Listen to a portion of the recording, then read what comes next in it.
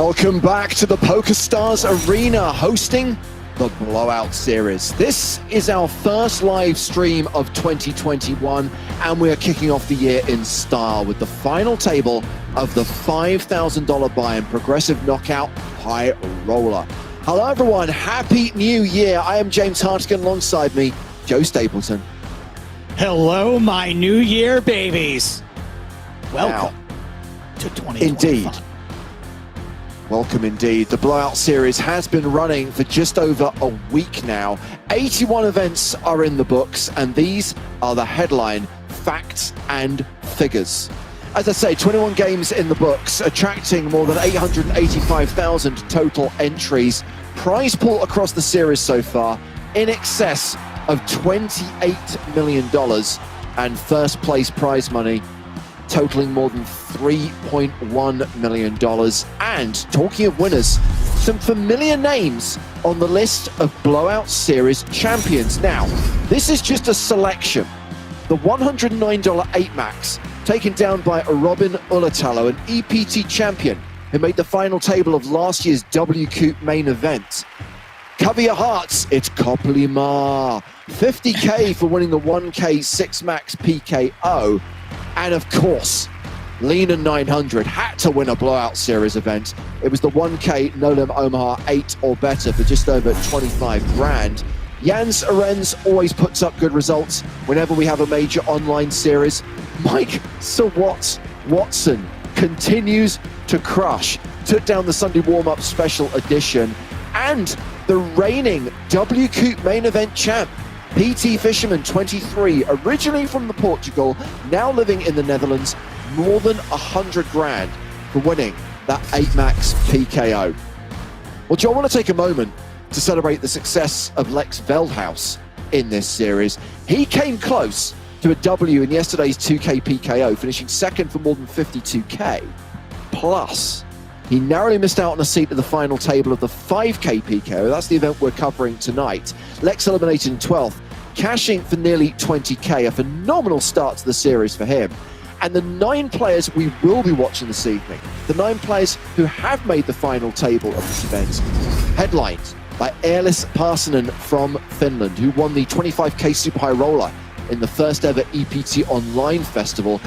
Chip leader with 74 big blinds, Tim Adams, runner-up in the EPT Online main event, has a 68 big blind stack. So many familiar names: Ola Shemian, Andras Namath, Matthias Eibinger, plus Patrick Leonard, who we were following last week in the big blowout. They're all guaranteed at least $10,940, the usual jumps with every elimination. And remember, these amounts don't include bounties. That's why the prize money for first and second will definitely be different when all is said and done, because the winner will also get the bounty of the runner-up. That means you're probably looking at a first prize tonight, totaling the better part of 150,000 US dollars. Well, joining us on commentary duties, pleased to welcome back to the arena, Maria Ho. Maria, Happy New Year. Happy New Year, guys. Is this it? Is this going to be the year where we slowly move towards normalcy? Yeah, I think slowly is the operative word, Maria. I use the word happy kind of in inverted commas because right now, unfortunately, 2021 doesn't feel much different to 2020. But let's accentuate the positive.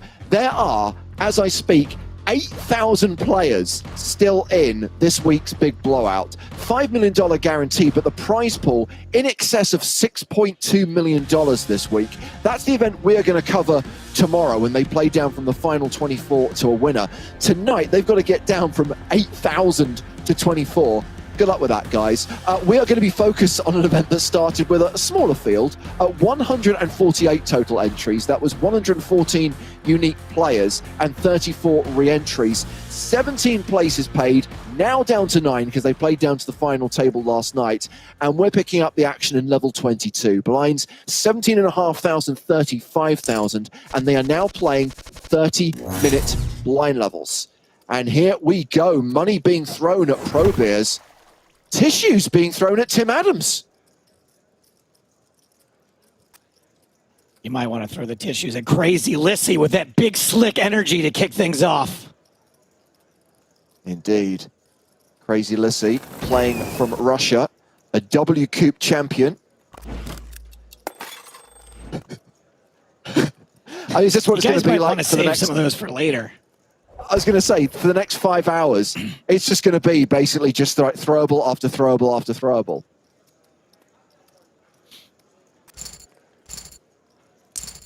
Raise and take it. Maria, we cover a lot of high roller events in every online series we cover, and you know, I get bored of saying it, but it is so many of the same faces coming back and back again at these final tables. Okay, not always the same, but a combination of the usual suspects, right? Yeah, and I mean, obviously not a surprise to see some of these really big names that made it to the final table. I mean, the good players just keep getting better and better, and that's why they continue to find themselves in these spots. But that's why it was really impressive when Pads last week was able to get through, you know, a huge field in the big blowout. Unfortunately, he didn't make it to the final table then, but we see him back here today. So we had the open from Olashemian, Wizzo with queens. Crazy Lissy with a 3-bet to 210,000 gets the fold from Tim Adams with ace-10 of clubs. How does Shemian now respond with the ladies? If you're going to do crazy stuff like this, you can't make your name Crazy Lissy. Like, at least I hope their name isn't actually Lissy, because that's way too on the nose. I mean, Ole has such a good hand here. And of course, you know, people always maybe tend to play a little bit slower at the beginning of these final tables, being really ICM aware. But obviously with that stack size and such a good hand, it's not a surprise to see him put in the 4-bet. Well, Sharotti says, I know there is a law about cat avatars, or as we like to call them, cat avatars. Does that extend to dogs too? No, it doesn't, Sharotti. What happens is when you have a dog avatar, you make an ill-advised 3-bet with ace-8 and then force to fold to a 4-bet. That 3-bet could have been genius. Had it been a cat. I agree, Joe. Fine line between insanity and genius. So we can see what everyone is worth based on the numbers after the targets. Those are the bounties on offer right now, and it is Ramastar Ramiro Patron who is worth the most right now, an $11,000 bounty on Ramiro's head. Pads electing to just jam with the ace-jack here off of, you know, 20 bigs effective. Definitely an aggressive move against an under-the-gun raiser, but, you know, it is Ole.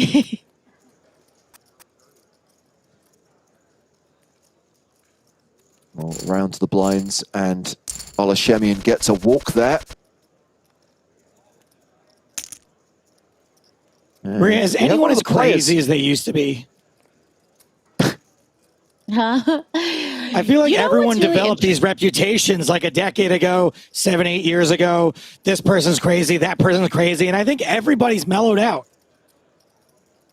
For the most part, I do think that people have mellowed out, but I think that, you know, there's still a few people who, even though that might be their reputation or their image, they still continue to play a little bit on the wild side. Should I be naming names? I'm not sure. I mean, I remember when Ali Imshirovich, I remember, you know, he came on the scene. He was actually one of those players where people didn't really know much about him in the beginning and they were trying to figure him out. And then finally, people started seeing his whole cards shown in these live streams and whatnot. And people realized he was insane and they started playing against him differently. And then he reeled it back in. But he's still a little bit crazy, I think. So the opening raise has come from one of the few players at this final table whose real identity we don't know. Mikansonas from Lithuania with Jack-10 of hearts. And it's the table short stack, Patrick Leonard, who's flatted on the button with King-Queen of hearts. Yeah, Pat's hand just plays so well post. And, you know, with that stack size of about 20 bigs, you're able to realize your equity fairly easily. Of course, this is the kind of flop where you don't love it, you don't hate it, you have 2 overs, you have that gut shot, but you really wish maybe there was at least 1 heart on the flop. Gives you a little bit more backdoor equity as well. as far as Pads' opponents are concerned. Crazy Lissy, who called out of the big blind, her second pair top kicker. It's top pair in the straight draw for Mikinsonis. Pads fires. Pretty tough. Yeah, he feels like he has decent equity against a lot of, these one pair type hands like the one that Mikinsonis has. And if he were to, face a raise in this situation, it would be interesting to see how he would like to continue.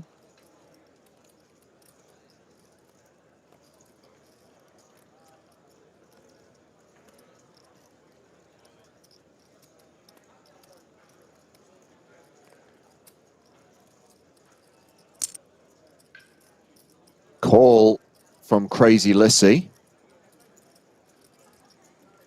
And now the original raiser.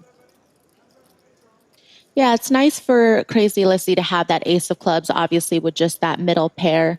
It will be tough to continue on later streets facing more aggression, but it definitely gives Mikinsonis something to think about here. Wow, just folds the top pair in the straight draw.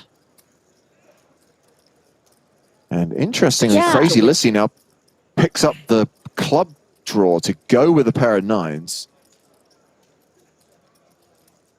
I think Mikinsonis just didn't want to get involved having to be the overcaller in that situation. Didn't really want to raise with that exact hand either. I know I'm going to raise Jack 10 suited and then fold when I hit a 10 in a straight draw. Pretty much never. So I need to make a note of this. To do this more or less often, I'm not sure. I would wait and see what the river is. See, now, it looks like a really bad fold now. Oh, do you think he's mad? I think he's mad he folded the Jack 10 now? You think he's real mad about it? I mean, we saw when this final table started, virtual objects being thrown. I reckon inside this player's house right now, real stuff is hitting the walls. Real.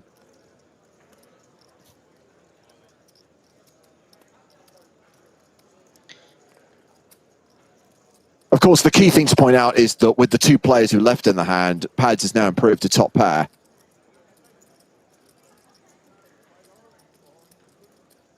Yeah, it's going to be tough, I think, for Pads to maybe find a bet for value here. There's just so much out there, but at the same time, a lot of these players have a lot of history against each other. So you never want to rule anything out, because going for value in spots where other people might not feel comfortable is where a lot of these top tier players find their edge.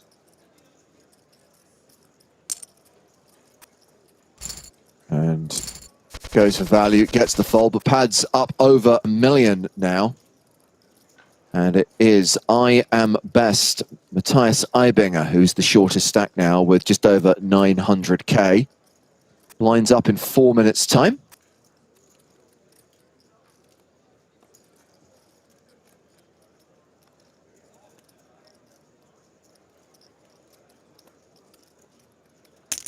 The blind on blind situation as Crazy Lissy raises with the Queen 10, gets the fold.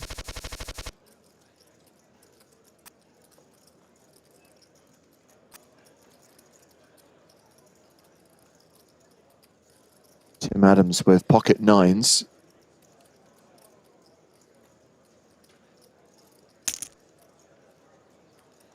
Raises to 77,000. Tim's had plenty of time to sort that avatar out. Come on, Tim. Something a bit more interesting, please. Maybe you need special glasses to see it. Ooh, I like it. The invisible ink avatar. Yeah, like in They Live. Mikinsonis flats from the small with sixes. And Matthias Eibinger, Queen 10 of clubs. Not unplayable.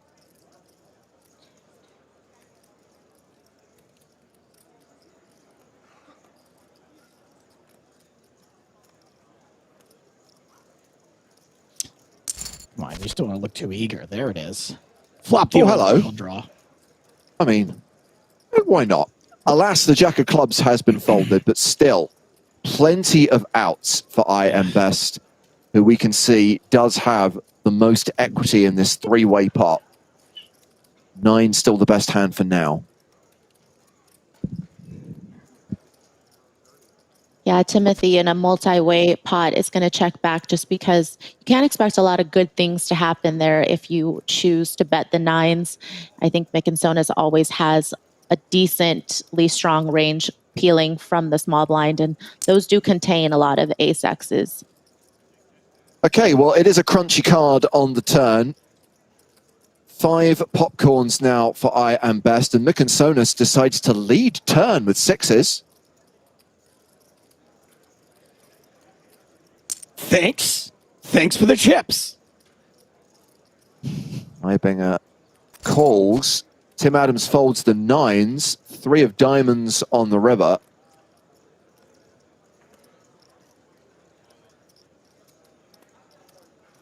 And we're not going to get another bet from Mickensonas, are we? You gotta give up. We don't have to. Are you ever Bluffing getting is an called there? option. Are you ever getting called there by one club, Maria, that you can? Like I mean, the thing is he can exclude some of these really top tier hands like ace, king, aces, kings from Matthias's range. And I think that's why Mickensonas decides to bet here again. But of course, Matthias does have all the flushes here, considering that he peeled from the big blind. So I don't know how I feel about this follow through.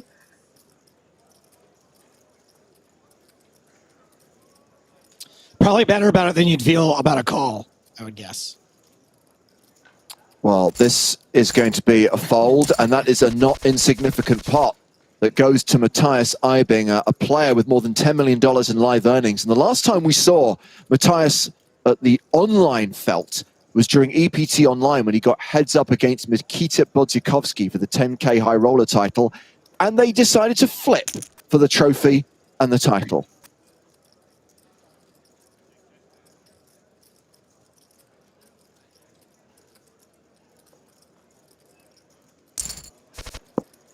Jack 7 versus Jack 7. Now this is real poker. Same hand.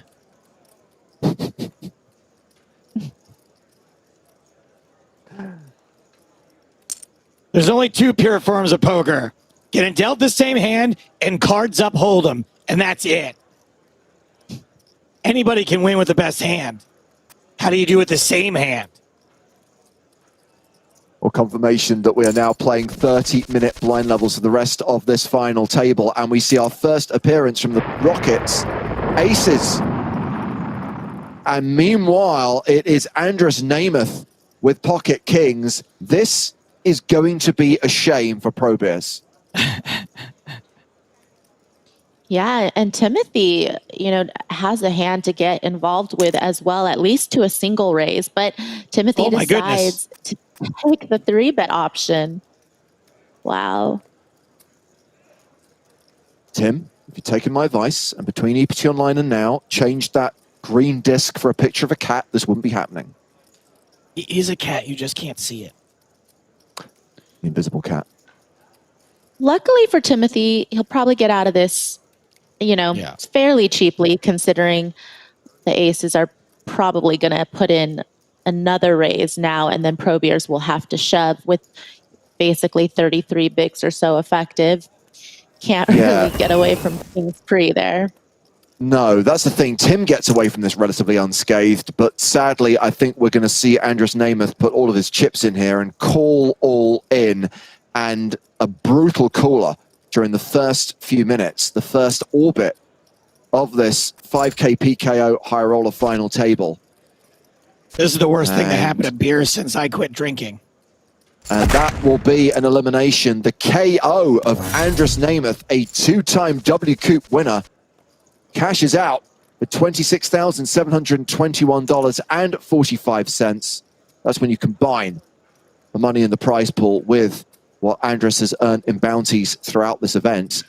And with a stack of 3.4 million near enough, we have a new chip leader, Ramiro Patron. Ramastar 88 is leading the final 8 and now has the single biggest bounty on offer, close to 16K.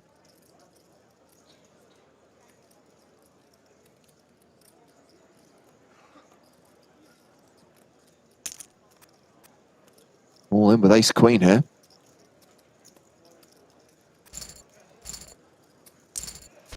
Raise and take it. Thank you for the kind words, Sir Agadir, sorry. Happy to have you. For a moment, I thought you said Agadoo. What is Agadoo? Push Pineapple, Shake a Tree. It was an awful, awful song in the mid-1980s by the never popular duo Black Lace, who had a number of party hits that would be played at like holiday clubs in Spain during the summer months. Awesome. You're going to regret asking me that question because soon I'll be trotting out the lyrics to songs like Superman, which is actually a rip-off of an Italian pop hit. James, were you secretly a DJ in Mallorca? No. I have worked as a commercial radio DJ, but I have not DJ'd in Mallorca.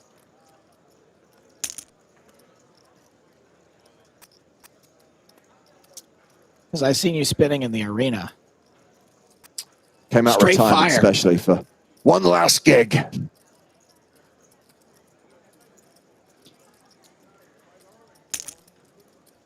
So ace-6 opens, and Olashemian responds with a re-raise with a better ace, ace-jack.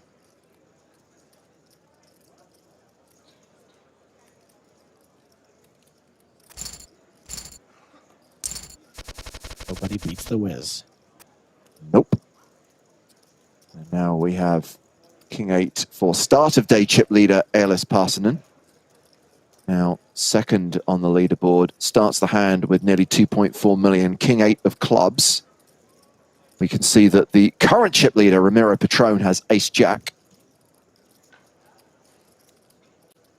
It's definitely the type of hand where you can find a reason to open unless you feel like there's some good, strong, aggressive players directly to your left and you don't necessarily want to bleed chips opening and then folding to 3-bets. But being second in chips seems like a fine open. And the 3-bet is 280K. Everybody a little liberal with their 3-bets, but correctly. Yeah, and I think this is something that you'll see in these high roller events that you might not see maybe in some of the lower tier buy-ins, is that they will, in final table situations, find maybe the more aggressive action with hands that other players feel comfortable flatting with instead. And a lot of it is because, you know, they do have quite a bit of history against each other, I think. And once you kind of know and can define your opponent's opening ranges fairly well, then you're able to 3-bet against them profitably and accurately.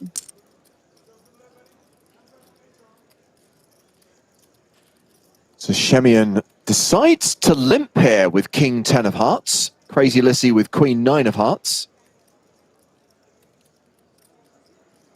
I think we see this limp with that type of hand from Ole just because of some of the effective stack sizes behind him, like the stack size of Mick and Sonis, and everybody having around, you know, that 30 big blind range makes it so that Wizzo feels like this is a better hand to limp with, because you want to get to a flop with a hand like king 10 of hearts. You don't really want to get blown off necessarily by, you know, a big 3-bet or some crazy pre-flop action.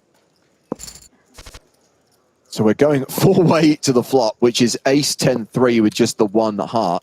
So Shemian flops best. Second pair with the king kicker and bets 50K into 200K. Guys, if a deuce comes on the turn, we're bringing back the big blind special. Fair enough? I will allow it.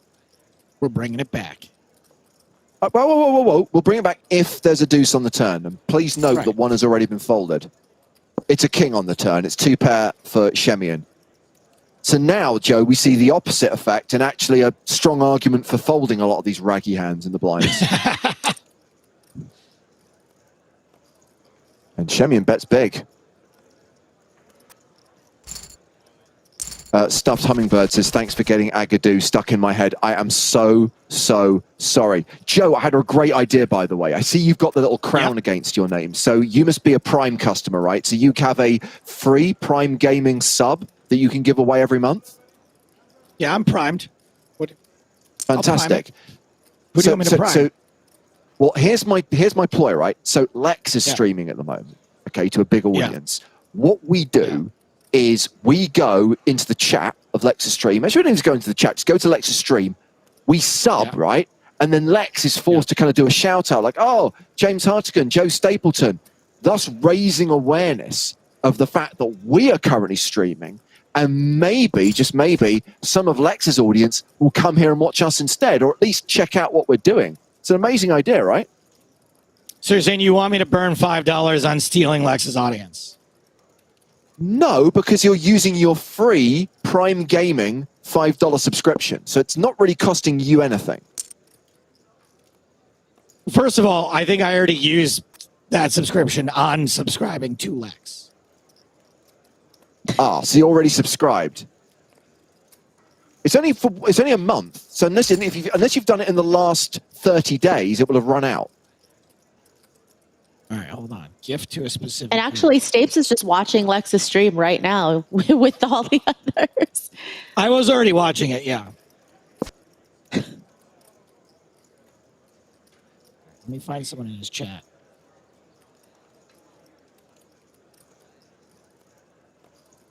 That guy's already got a crown. What do you think of the name Giant Task? No. Oh, are you thinking you have to gift to someone? Why don't, so because you've already subscribed, so you're saying you have to gift your subscription, a gift a subscription to someone else. But is that going to work? Will he see that it's Joe Stapleton? Will you get a shout out? Will you get the attention that I did it on his birthday? I gifted 10 subs and I got the shout out, and he was very kind about us. Fantastic. In which case, if I do it as well, you know, I know he's big on like supporting other streamers, and will take any opportunity to make sure that he kind of, you know, what's the cheapest I can get away with audience? $5. Okay, I'm gonna do. I think that's gonna be very transparent. We've seen the open here from Crazy Lissy, the flat from Matthias Eibinger, and now Ace King suited, the 3-bet from the chip leader in the big blind. I mean, any temptation to call here, Maria?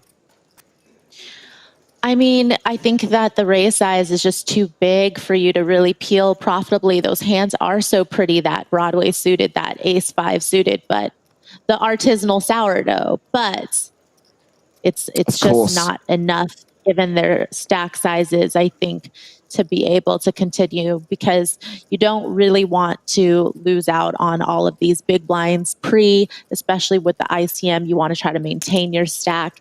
Oh, wow. Slightly Matthias. Overplayed, question mark? I think Matthias just felt like Ramastar was taking advantage of that chip position for a light squeeze. But not this time. Oh, it's the flush on the river and another KO. Another player falls to Ramiro Patron. Ace 5 suited, maybe artisanal sourdough, but Ace King suited is like focaccia with sea salt and rosemary. You just got pwned, you just got eliminated, and that is another bounty for Ramastar. Guys, not only did I not buy that sub in Lex's channel, but I got to call my bank real quick. It's going to need a minute. Okay, I'll do it. Twitch.tv. Thanks, Feldhouse. Actually, I did buy one. The exact thing I predicted happened. Somebody called me cheap. And I'm furious. I'm livid. And then I tried to do 10, and then my card got shut down. There we go. I did it. So now, hopefully, I'll get the shout out, and that's what it's all about. I thought that the hokey pokey was what it's all about, but The what? because The hokey cokey, as they call it in the UK. That's what it's all about. For some reason, Brits call it the hokey cokey. Are you being serious, Dave?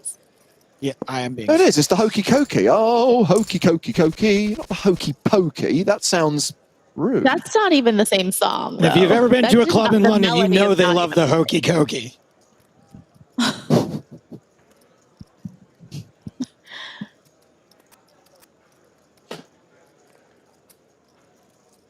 So 2 eliminations so far from this final table. Andrus Namath out in 9th. Matthias Eibinger out in 8th. 7 players remain.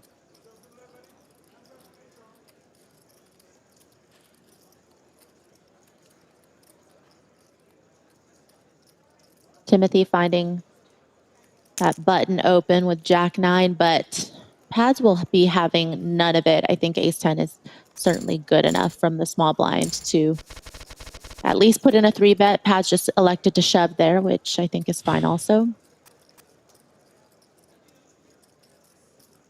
Guys, I gotta get banning privileges in Lex's chat now. It's kicked off a whole thing. Is it that it doesn't matter? What matters is that they're talking about you. The whole thing is to get your name out there so that people discover our stream.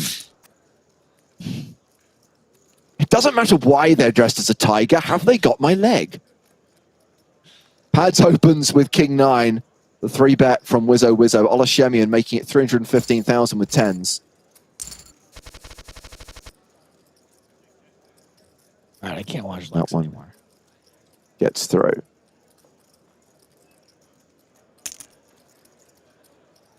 Ugh, back to the PokerStars channel.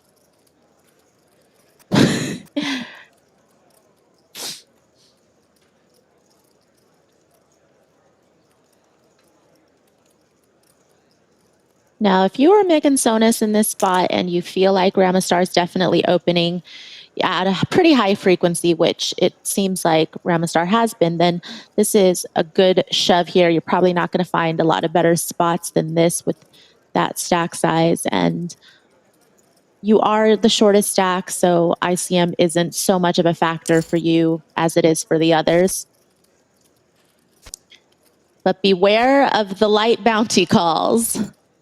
Wow, a very light call, and that is going to be the double up for Mick and Sonis, up over 1.2 million now. However, note we've got Ace King for the chip leader, 7s for Tim Adams, and Ace Jack for both Crazy Lissy and Mick and Sonis, not to mention deuces for Airless Parsonen. I mean, the third time that Ramastar has picked up Ace King in about 6 or 7 hands, and now all of the players have seen that Ramastar was willing to open and then call it off against a 11 big blind shove with 8-5 suited. So they know that Ramastar is not just opening the premiums. Yeah.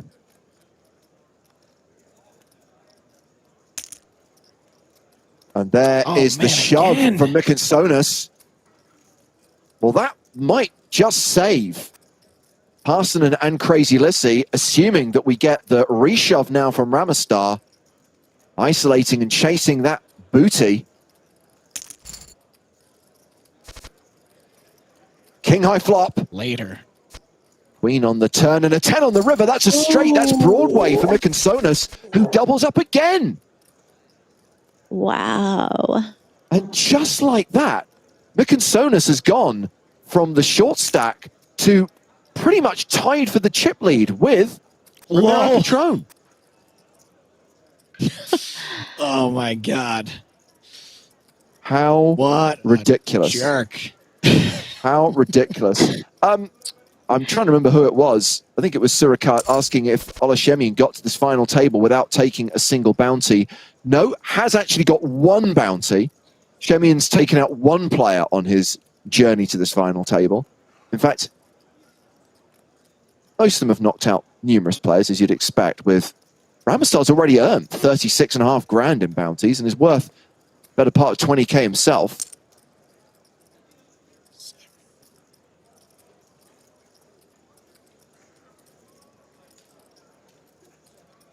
Timothy really attacking this board with, a bigger sizing, I think, than what you might see players follow up with as a continuation.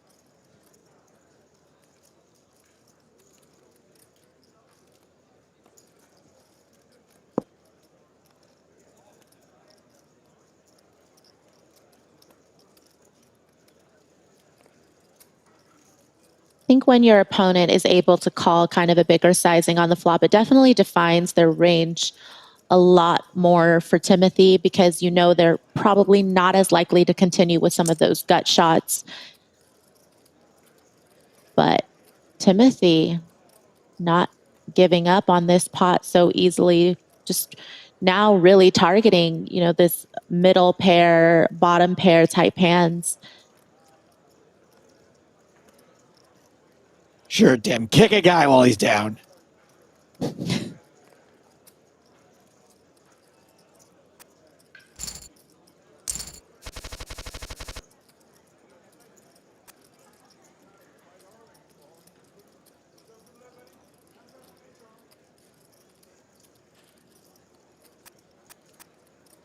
Just waiting for the final numbers on this week's big blowout. A reminder that the buy-in went up this week to $215, still a $5 million guaranteed event. Next week's is going to be $530 in the final week of the series. The big blowout will be a 1K event. Awesome. But late registration about to close on that one. As we have a blind v blind situation. Patron completes in the small. Tim Adams raises from the big with Jack-4. Ramistar obviously limping in with a really great hand there. Happy to peel against Timothy's raise. And, what's interesting for Timothy is that this is the type of board that a pre-flop raiser in this situation could very well continue on and feel pretty comfortable. Most players would probably bet their ace highs here. And for Ramistar, it's kind of unfortunate to not have any real backdoor equity and just have those two overs.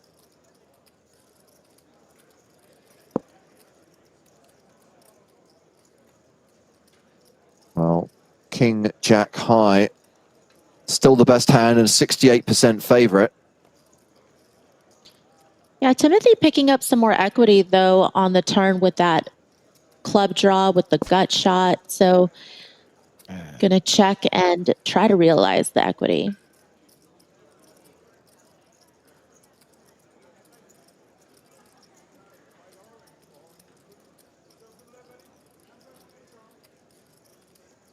Another thing he could realize is that Ramistar has a bluffable hand.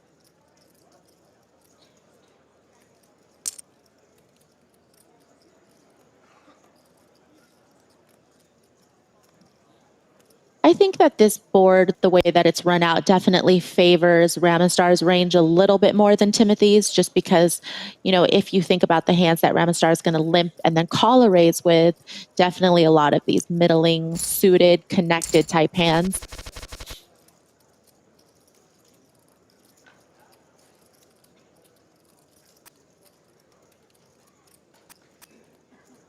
So the stacks have evened out a little bit after some recent all-in coups. Round two, Tim Adams in the small blind, completes with ace-4. Patrick Leonard 7-6 off.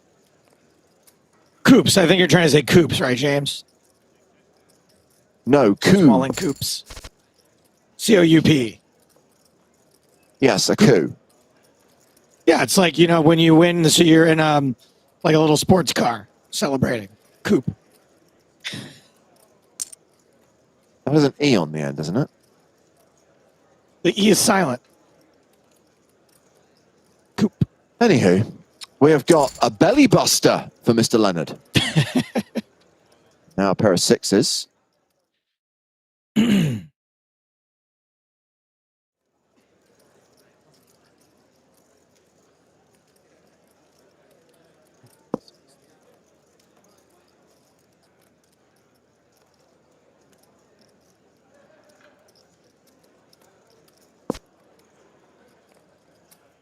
And the ace on the river. Hello, Barry.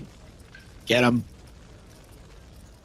Top pair now for Tim O. Thee.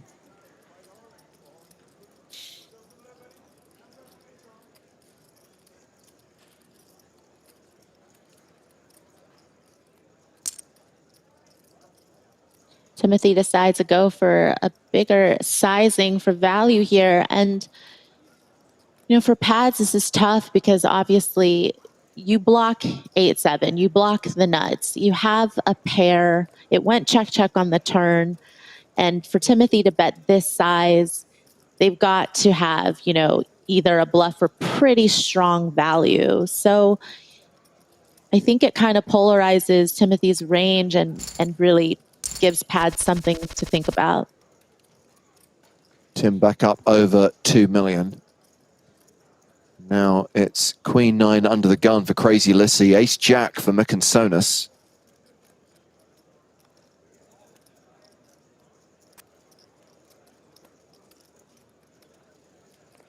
I mean, Mikansonis' favorite hand from now on might just be Ace Jack. And raises to 84,000. Arsenan with King 8 suited. Well, Ramastar still officially chip leader.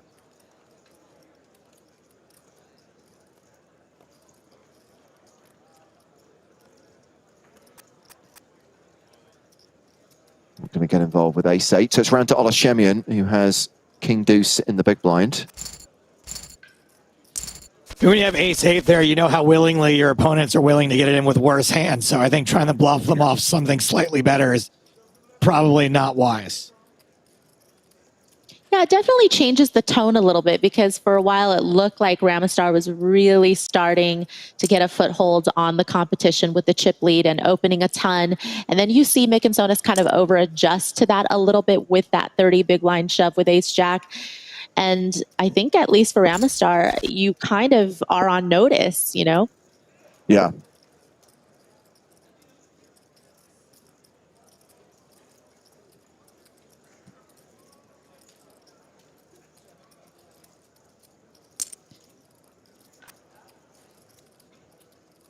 Pads betting the pocket fives.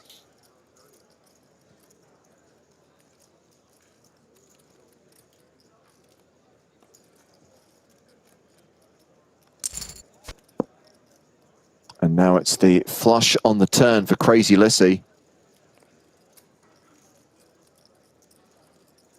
Crazy Lissy. It's crazy.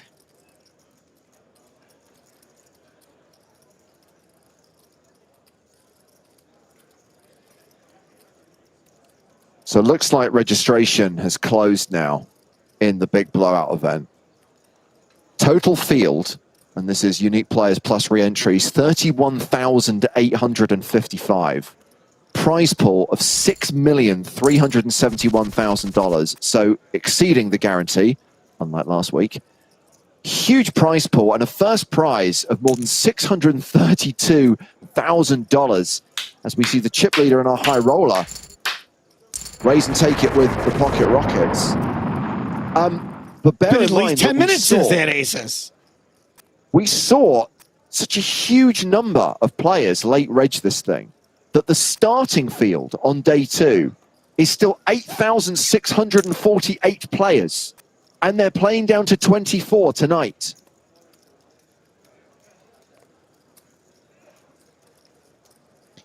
I mean, if there wasn't a pandemic going on, I would have blown off this whole broadcasting gig and just gone straight to Mexico yesterday, guys. So imagine being proud of yourself for making the top 8,700 in a poker tournament. We did it. We did it, guys. Well, I can tell you that around 4,500 are going to get paid.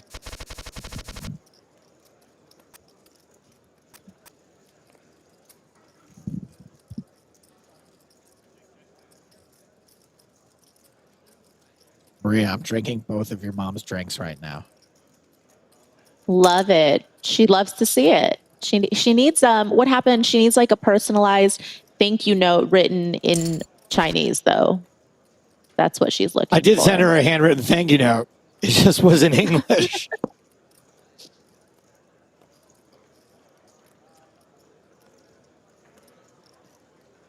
I just keep waiting for like the FBI to show up my house because I have some kind of illegal fruit that wasn't supposed to be brought into the country.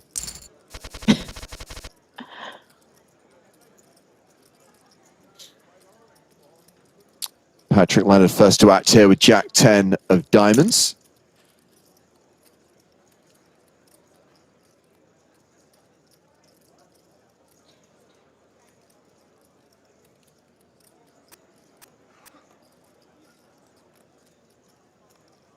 Round to the button.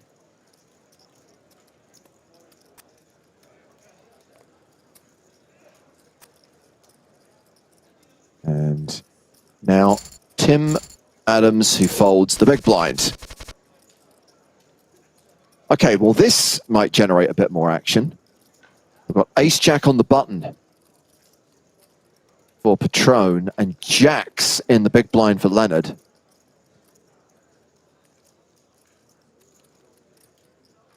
Yeah, if we see this open from King 7 of clubs, it might shift things around a little bit. If it was just button versus big blind, I think those chips were going to go all in pre. But with this flat, I think Pat's obviously going to find a really nice squeeze spot here with the jacks, but may change things up slightly for Ramistar. Although in some senses, you know, it looks a lot more attractive to squeeze here against two other opponents. Yeah. There's more dead money in the middle.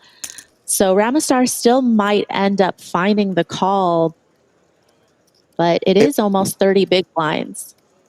It is, but I'm going to throw the B word out there, Maria. Bounty. Very, very true. We'll see if Ramistar's feeling a little shook. Okay, whoa. Guess not. Oh, spades, two of them.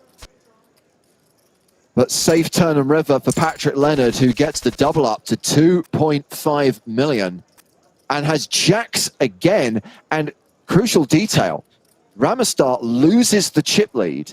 Ramistar is now vulnerable. And that 19.5K bounty is in play. As we see Ramiro Patron open here with ace-4 of diamonds. Bounty, bounty, bounty. Come get some.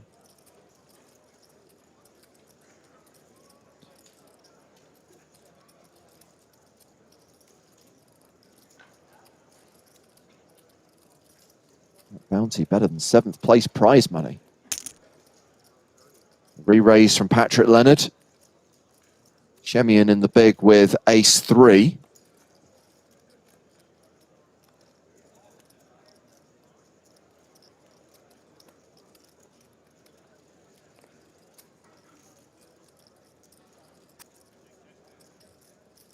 Now back on former chip leader Ramiro Patron.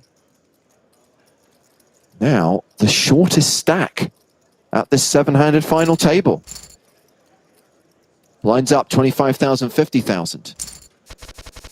Patrick must be furious to have gotten jacks 2 hands in a row. Everybody hates jacks. He must be livid right now.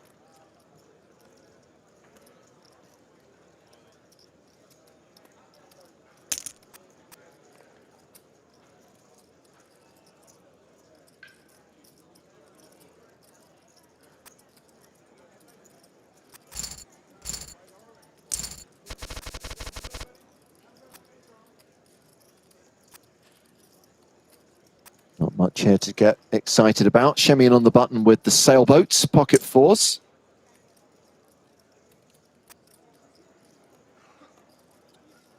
Oh, Grant Timor says, I kind of feel bad for Ramistar.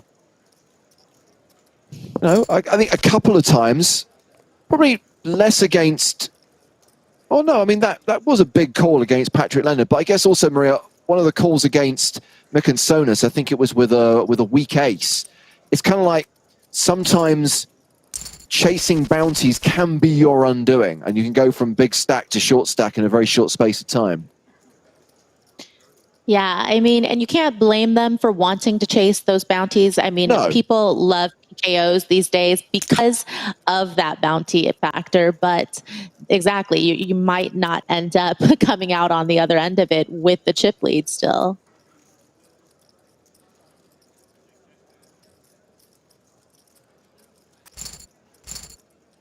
Another hand for Patrick Leonard, who is practically tied for the chip lead with Mykonos. A reminder that Patrick came into play as the shortest stack of the 9 players at the final table, had around 20 big blinds. Is now about to move into the #1 spot.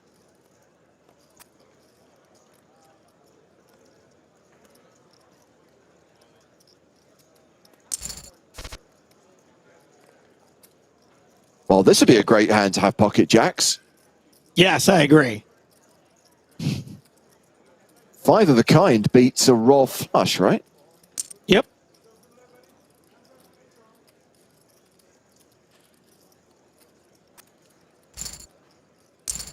Another win for Leonard, closing in on the 3 million mark. Chip leader at the final table of this 5K high roller progressive knockout event.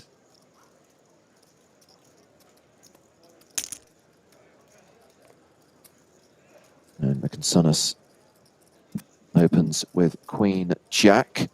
Trey deuce of hearts for Tim Adams.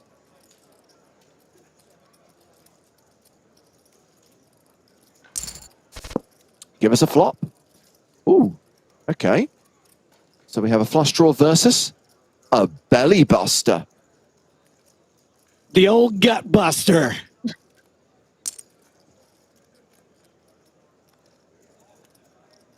Is Belly Buster and Big Blind Special like a 2021 thing you guys are trying out or what? I think it's been our mission for some time to bring back a lot of the classic poker parlance, which has fallen by the wayside. Pair of 3s now for Tim Adams, 84% favorite. The nicknames for hands, sailboats, Kojak. It has a charm to it, which poker needs again. Stapes is Too much logic, not enough catchphrases.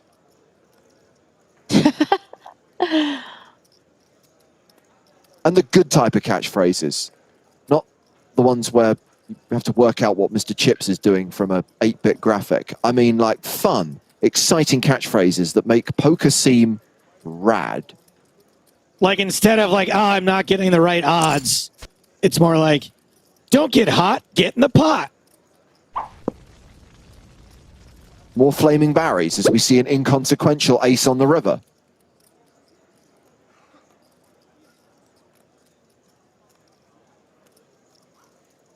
Yeah, Mykonos just obviously showing up here with not much and knowing that Timothy probably has a type of, weak middle pair type holding, really wants to try to use this river card to bluff, but doesn't go for it. I mean, I think some of that is the power of Timothy. I think sometimes players, give you that sense that they're going to look you up, that they're not going to be somebody you want to bluff against. And I think Timothy does have that type of reputation. Yeah, he sure does.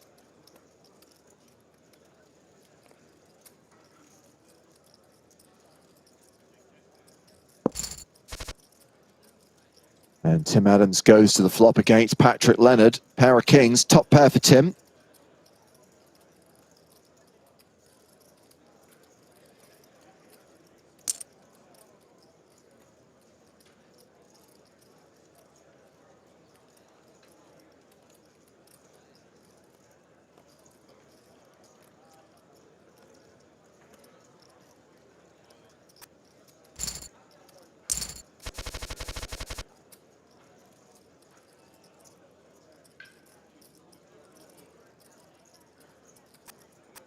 Adams just terrifying. Terrifying to play against. Otherwise, very pleasant. Exactly, but he's such a nice guy in person and he's so approachable, but on the tables.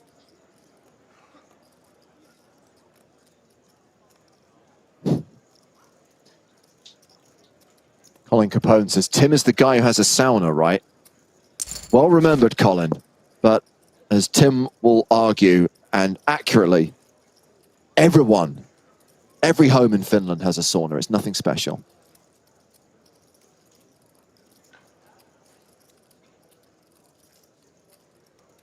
It's like homes in America having a gun cabinet.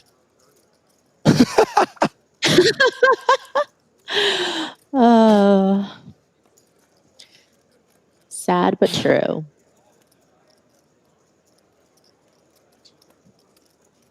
Check back from Timothy on the flop and a great turn. And now I feel like you've got enough to just put in a pretty hefty size bet. There's 2 flush draws possible now, a couple straight draws. Surprised to see the check.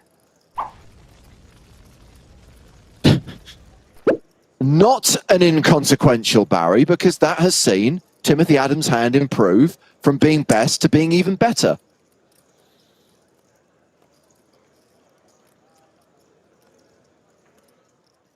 Yeah, and it makes Ole feel like maybe my aces and sevens are good enough here.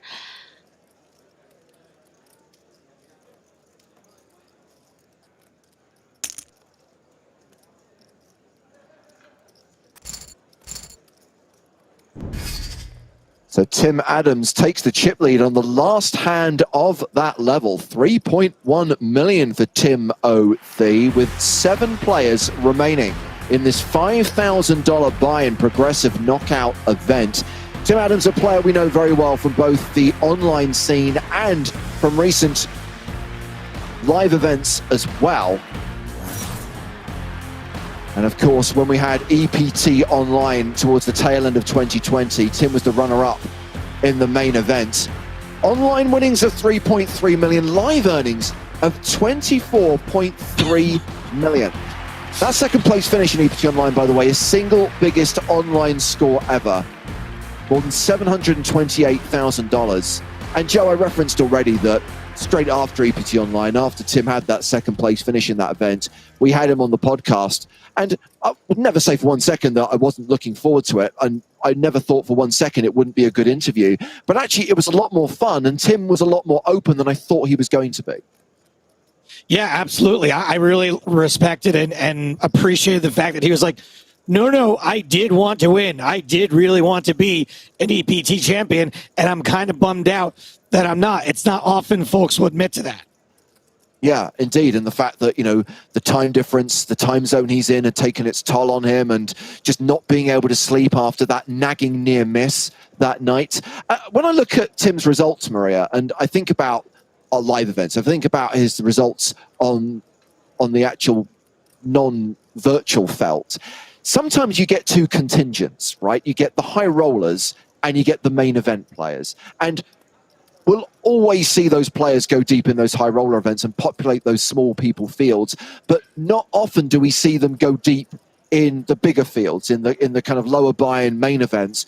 Whereas Tim Adams, in addition to that second place finish in the online EPT, had a deep run in Barcelona in 2019, made the final table in Monte Carlo in 2019, has shown clearly the ability to cut his way through those huge fields, in addition to being able to hold his own in those bigger buy-in events as well.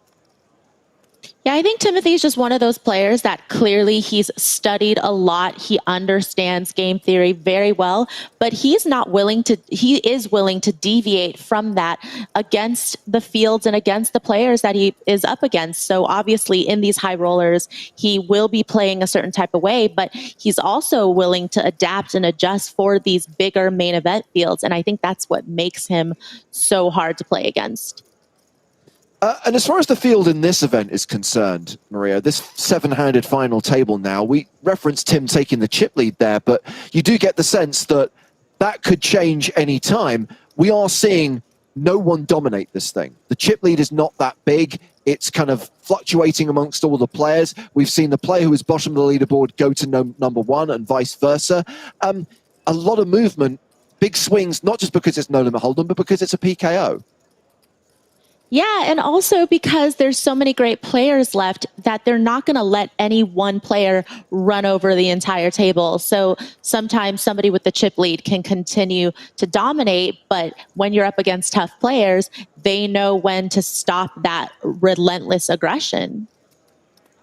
Joe, I know you're about to go on break, but I know you also love bold predictions. If you had to call it, and there's only a 6 out of 7 chance you're wrong here, who would you call as the winner of this 5K PKO high roller? Is Matthias Eibinger still in? No. No, I'm kind of liking Ramistar right now. Kind of a new kid on the block. Not probably for these folks, but for us, we haven't seen a lot of Ramistar, and I feel like the cards are going to start to come back. The all-ins are start to come back Ramistar's way.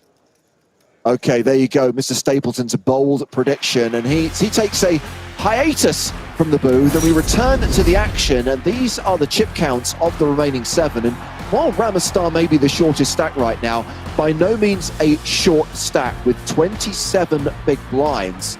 Tim Adams, chip leader with 62 bigs, but Patrick Leonard, who was the start of day short stack, is second on the leaderboard with 57 big blinds, 42 big blind average as we go back to the table. And a reminder of what they are playing for, and a reminder again that this does not include the bounties. And that's why first and second look like they're going to get the same, but the reality is the champion is also going to walk away with the bounty of the runner-up, plus they will keep their own head prize as well. Cards in the air once again, and already I see potential action as we have ace-king for Mikansonis and ace-10 for Olashemian, Maria. Yeah, Mikansonis is definitely a little bit of a wild card right now. I think some of the players were seeing how aggressive he was willing to get pre-flop. So in the hands of Ole, I think ace-10 looks pretty good. You are facing an under the gun open, though. Shemian getting frisky, 3-betting with ace-10.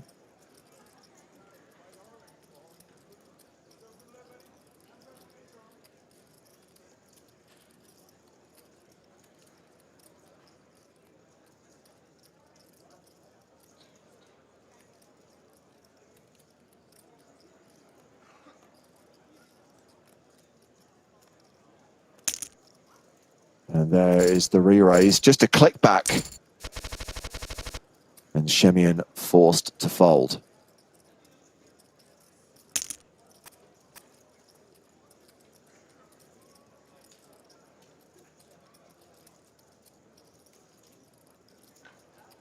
Well, Patrick Leonard has really been the star of these Blowout Series streams. I know this is only the 3rd stream we've done from this series, but clearly we followed his progress through the mid to late stages of the big blowout last week, followed him on the final day to the final 2 tables, falling short of the final table, now back the next week in the final 7 of this high roller event. Yeah, and Paz is someone who's been around for a long time. And I feel like lately he's really opened up, I think just via social media, about, how he's improved over the years and kind of just how he's worked on the mental aspects of the game. And I feel like he probably feels like he's bigger, stronger, better than ever right now.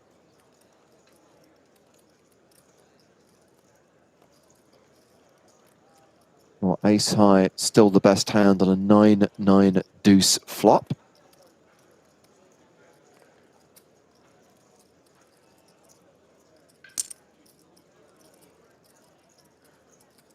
And if there's one player at this final table I'm feeling a little bit sorry for, I think it is Ellis Parsonen, who's opened a couple of times, been 3-bet and forced to fold, can't really connect with any flops, and through no fault of his own has just seen his start of day chip lead just go down further to the point where he's lost about 1 million chips on the day.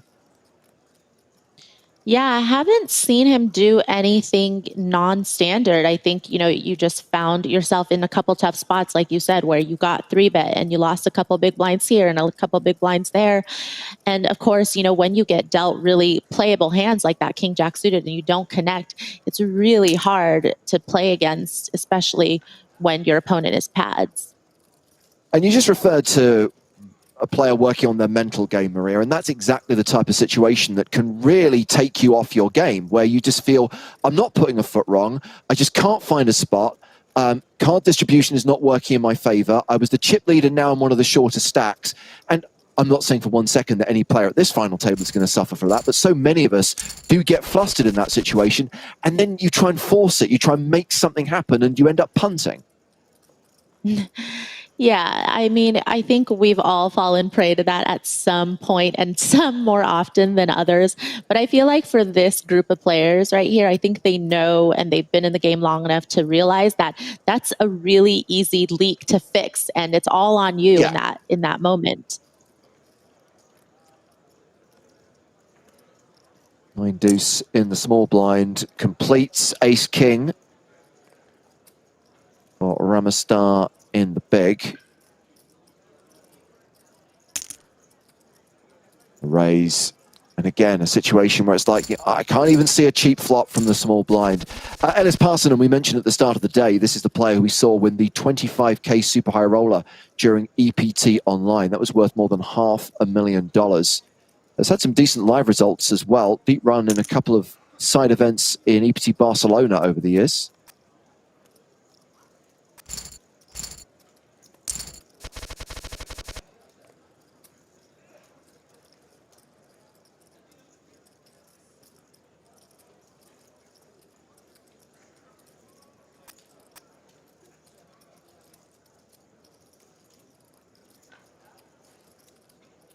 A reminder of the geographical distribution of the 7 players from bottom to top of the leaderboard.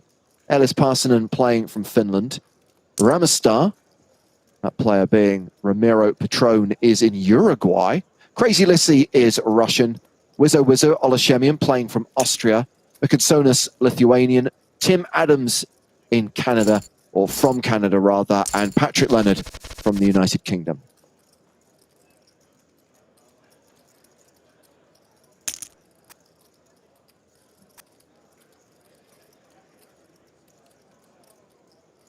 Ace Queen opening. Yeah, safe to say that none of these players have a regular sleep schedule.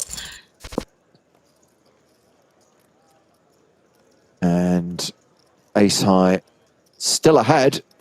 Well, by talking about a situation, Maria, we may have turned things around for Ellis Parsonen. This might be the first hand we see him win today.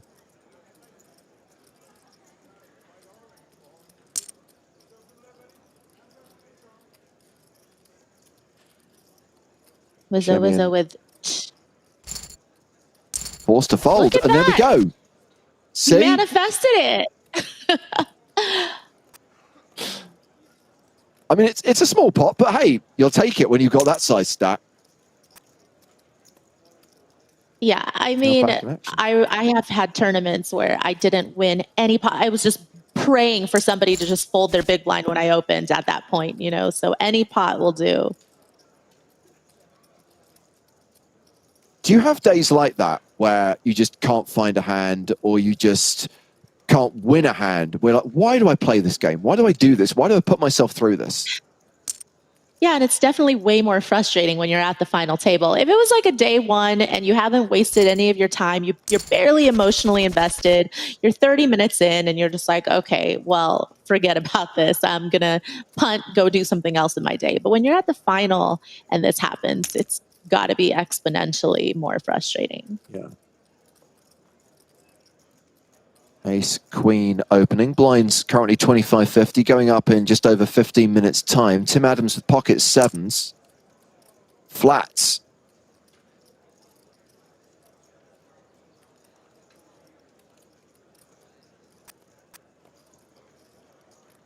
Pad's tempted, but not going to enter the pot with ace-6 suited.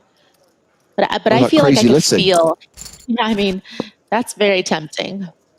Well, we know if the Grafton rule were in effect, Crazy Lissy would not have fold as an option. Raise, call, the only options.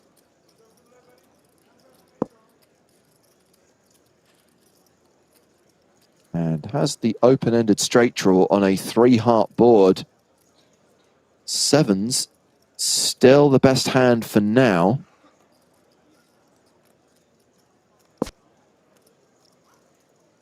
Yeah, and usually on a monotone flop in a multi-way situation, you expect that somebody's going to have a heart in this situation. And so that's why it makes it really difficult for any of these players to really bet.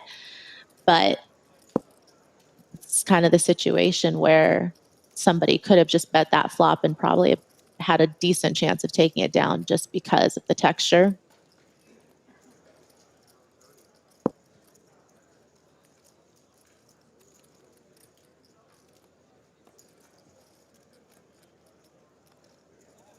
Well, Tim Adams drawing dead.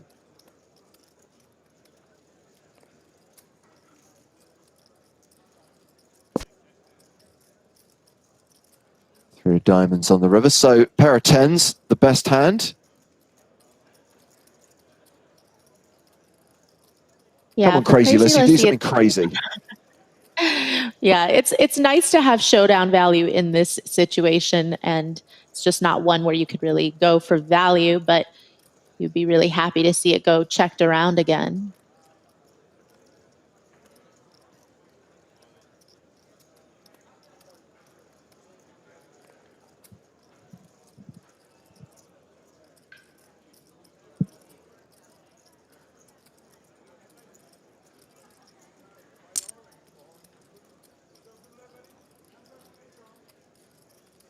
Ramastar, you know? It's like, if nobody else wants this pot, I'm going to try to take it. Clearly, this is not a bet for value with ace high. You are just attacking some of those middle pairs that you don't think can call. It looks, you know, pretty value heavy here for Ramastar.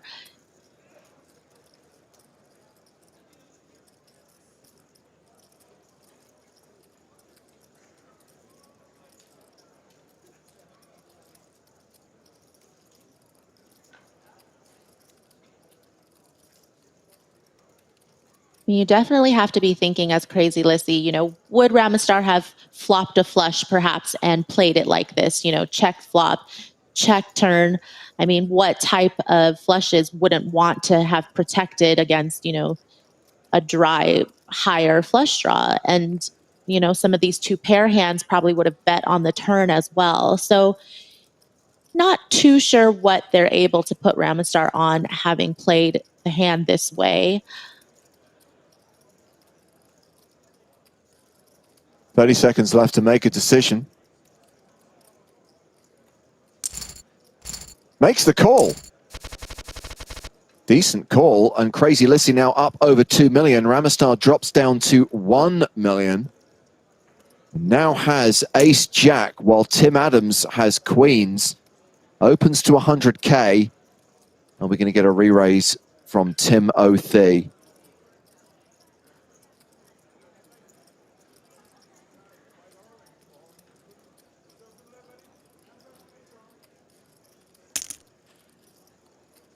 Yep, 257K. Patrick Leonard, current chip leader. Jack 7 folds.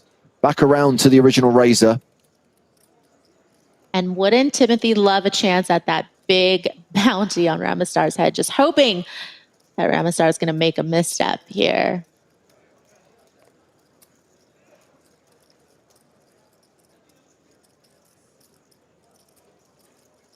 Well, it's going to leave if, and I know it's a big if, that if Ramastar folds, no, just calls. Interesting.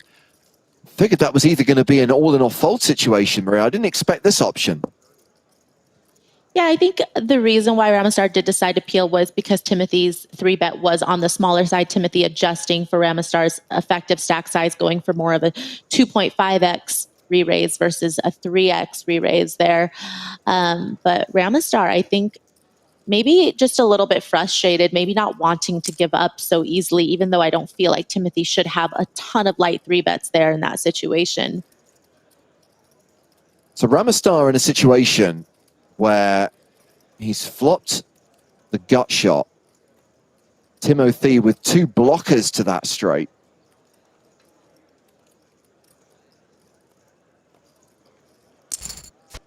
And calls again, has significantly less than pot behind. 3 of spades doesn't change anything. Tim nearly a 9-1 favorite now. Yeah, I mean, I think that there were a few points so far already in this hand where Ramastar could have folded, but I'm not sure if it's a combination of just not believing Timothy in this situation, wanting to realize that Broadway equity, and also just feeling like I can't possibly be up against it every time. And Tim shoves on Ramastar on the turn, all into call with just a straight draw. Ace high makes the fold, and I figured we were going to see a fold pre-flop, and I was about to say Ramastar is going to be left short, now left super short. 11 big blinds Yeah, behind. I mean, it's been really tough for Ramastar. I mean, he was one river card away from having a huge, huge chip lead. And now, you know, the stack has really diminished, and you know everybody's going after that bounty. So you've lost a lot of fold equity. Yeah. Oh, wow. 9-6 going for it. And a call with the best hand. 9 on the turn. Wow. And a brick on the river. The full house for Ellis Parsonen. And that is the elimination of Joe's pick to win this 5K PKO. Ramastar 88, Ramiro Patron out, cashing for $53,651. Obviously eliminated a lot of players over the course of this event. Had that huge bounty, which has just been won by Ellis Parsonen. And again, we highlight the fact that we were talking about the fact that Parsonen couldn't get anything going at this final table, had lost the start of day chip lead, and all it takes is that situation. You eliminate the former chip leader, you take the biggest bounty, suddenly you are now the biggest target. You're up over 2 million once again. You've locked up a lot of prize money now. Or all it takes is James Hardigan calling your shot for you and being on your side, and then Stapes riding the broom on Ramastar. Yeah. And I know it looks a little bit spewy to the casual observer. Oh, shoving small to big there with 9-6 for like near enough 12 big blinds. Why would you do that? Because of the 19.5K bounty. That's why. Yeah, you're not even that upset. No. Yeah, you're just not upset when Ramastar calls it off, because even though you know you're behind, then you still have a shot at the bounty, and that's what it's all about. Yeah. Domination rotation, because it is always coming 7.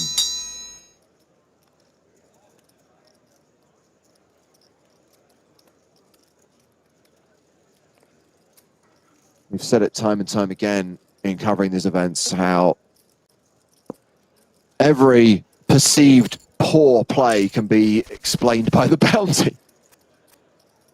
Especially when it's worth 19.5 grand, more than 7th place prize money. And yeah, Ellis Parsonen has now taken $25,500 in bounties. That's guaranteed prize money locked up, in addition to at least 6th place in the prize pool. I mean, I remember a time when bounty strategy wasn't really even explored at all, and it was just the wild, wild west out there, and everybody was like, I cannot believe this person called me with this hand. I know I held a grudge against a couple players for the longest time, because I'm like, I cannot believe they called it off there. And I was like, oh, as everyone started figuring it out, they were like, yeah. Now it makes sense. Yeah, it went from the disrespect to like, okay, I see what you're doing there. Of course, there's still a chance that they're not thinking about the bounty and they just don't like you. Right.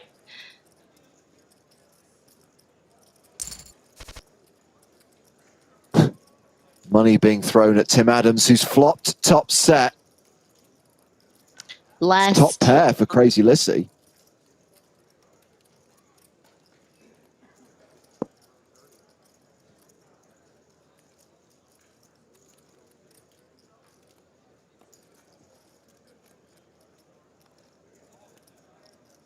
Every player with just a little piece, but nobody with as big of a piece as Timothy.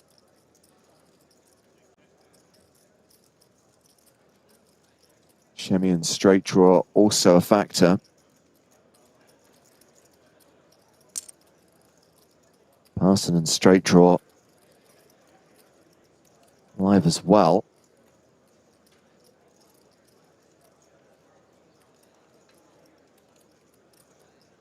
Yeah, and this is a fairly small sizing from Timothy, and it definitely looks attractive for, you know, any of these hands to continue. Crazy Lissy with that top pair, Parsonen with that open-ended straight draw. It feels like for 117K to be able to see the next card is something that I think both players might just come along for.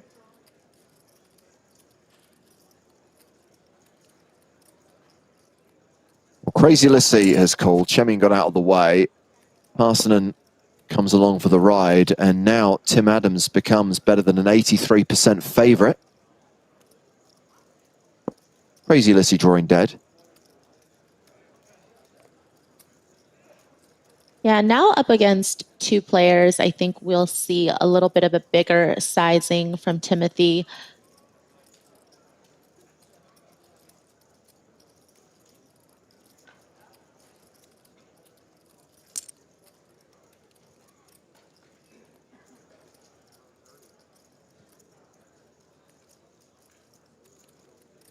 Yeah, 504,700 into 810K.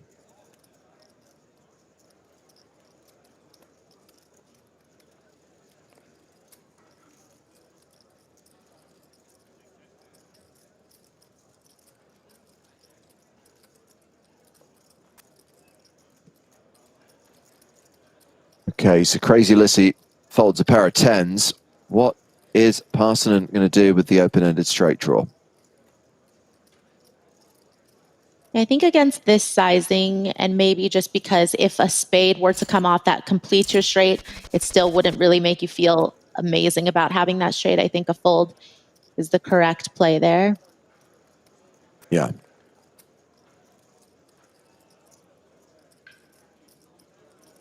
From dusk till dawn asking, where is Joe? He's on break at the moment, somewhere in the arena, trying to get a hot dog.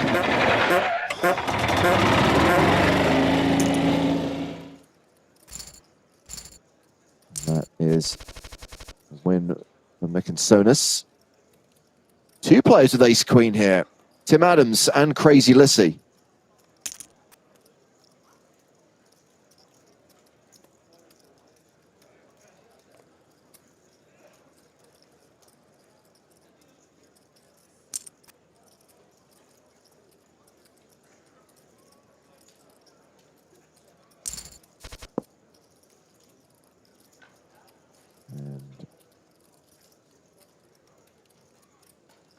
This looks likely to be a chop. Of course, betting could change that outcome. It's going to be a case, Maria, of who wants it more. Yeah, Crazy Lissy probably pretty happy for having some backdoor hearts here, even though now that it's checked to them, they probably feel decent about having the best hand. Oh, Crazy Lissy now free rolling. You know, those free rolls, I've never really gotten there with a free roll.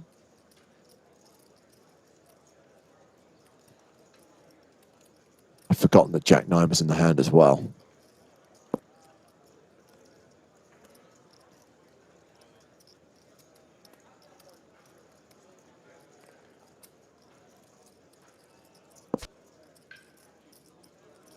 Okay, well, so much funner when you go runner, runner. Crazy Lissy, ace high flush.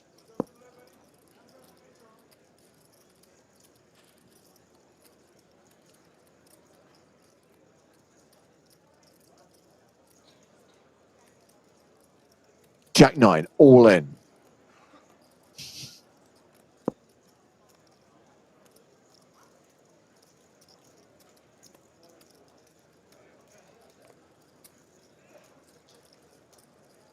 Crazy Lissy knows that his opponent's range is fairly weak in this situation, given how the hand's played out so far. So can't really go for too big of a sizing here, I don't think, just because you don't want to lose anybody with their weak holdings. But, or you could just polarize your range and see if anybody wants to be a hero.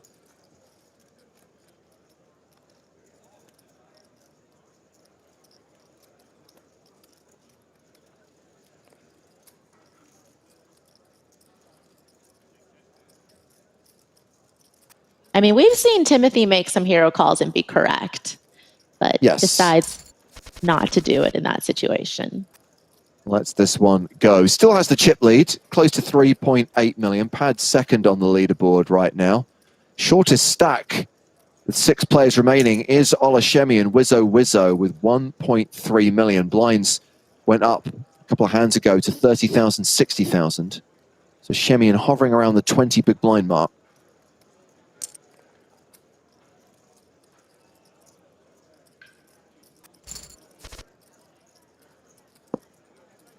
This is a straighty board.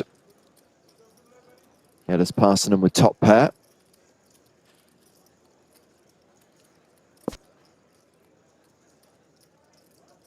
Still the best hand. Yeah, and definitely against appeal from the small blind. Gotta feel like this hits their range pretty hard, so Mikasonis is gonna give it up.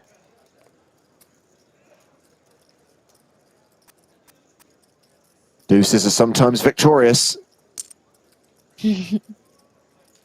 Limps on the button.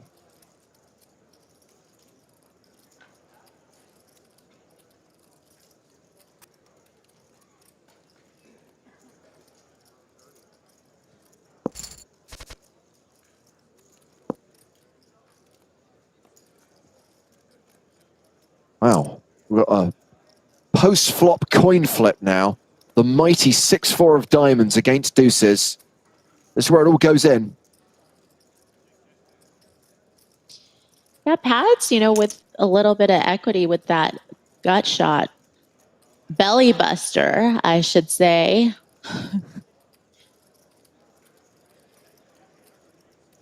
Backdoor diamonds as well. Just gives them a good opening for that check raise.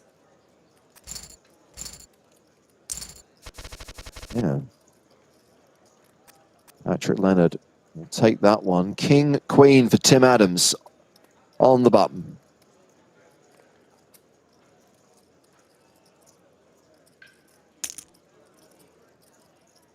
Raises to 126k. Pads with 10-6 in the small folds. Shemian is dominated. King 7 in the big. Calls and does outflop Tim Adams. You know why. And also has the better club draw.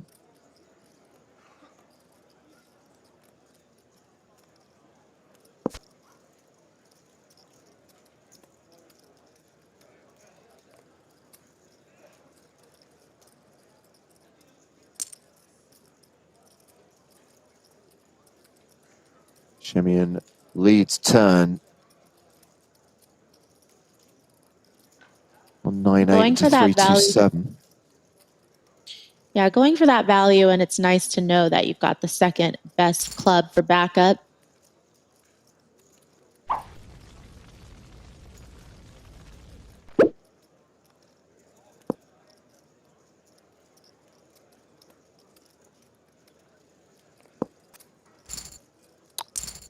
Shemian up to 1.65 million, still the shortest stack with 6 players remaining.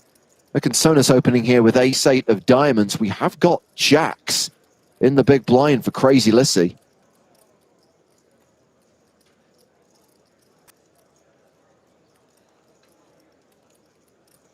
Shemian queen 10 in the small.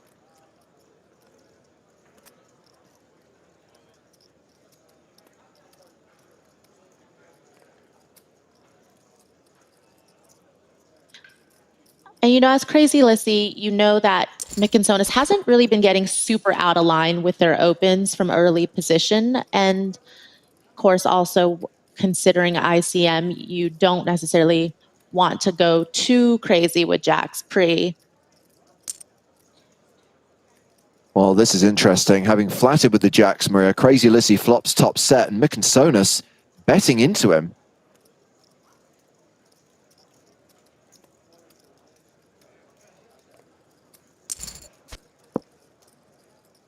Again, just a call. And Mikasonis now drawing dead. Yeah, Yeah, and there are a couple draws out there like the flush draw and straight draw, but I also feel like Mickinsonis is probably pretty happy to give up here.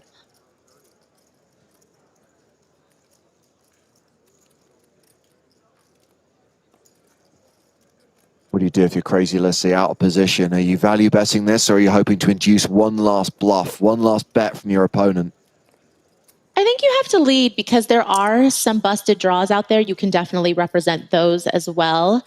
And given the fact that the board paired on the river, you would expect a lot of ace highs to check back. So if you don't think Mickinsonis is ever going to bet an ace high, then you are much more likely to get a call from an ace high than to necessarily get Mickinsonis to do your bidding for you. Are we going to get the ace high hero call? No good against a full house, by the way, for those of you who've not been paying attention. I think the trouble spot here for Mickinsonis is they don't block any of those busted draws. You know, they don't have ace queen, for example, which could block queen 10. They don't have any spades. And that could be why they're taking some time to think, because there are, you know, so many different combinations of these type of busted draws, and you don't block any of them. So maybe ace high's good. Hero call. Hero fail. And Crazy Lissy up to 2.8 million now. Tim Adams opens with ace king. Olashemian, no longer the table short stack, but still close to the danger zone. Ace queen on the button. Got pads to act first with jack 10 of clubs. And Patrick Leonard, 3 bets with the suited jack 10. Is that potentially going to save Shemian? No. No. Shoves with the ace queen.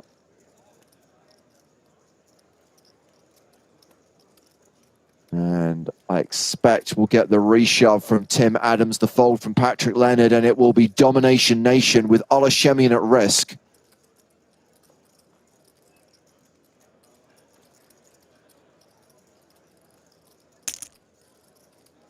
Adams pulls the trigger.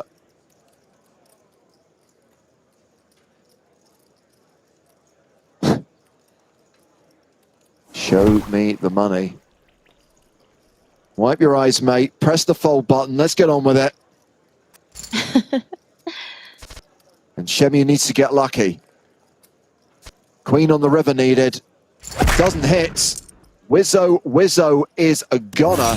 Olashemian out in 6th place, cashing for a total of $23,426. A reminder, just the one bounty taken by Shemian. And we are now down to the final 5, and Tim Adams has taken the decisive chip lead now, stack of 5.5 million. Meanwhile, this is Parsonen versus Leonard. Patrick with the snowmans. Nom nom nom nom.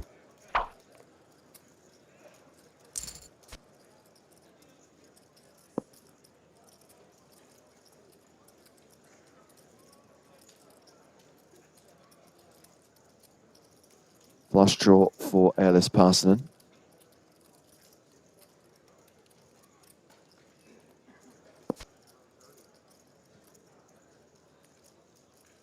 And gets there. The old 8 high flush.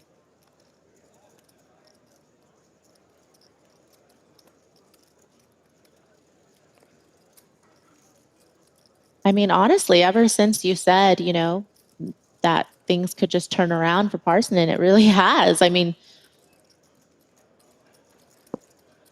got a free turn card, made a flush on the river, checking it over to Pads, seeing if maybe Pads wants to bet.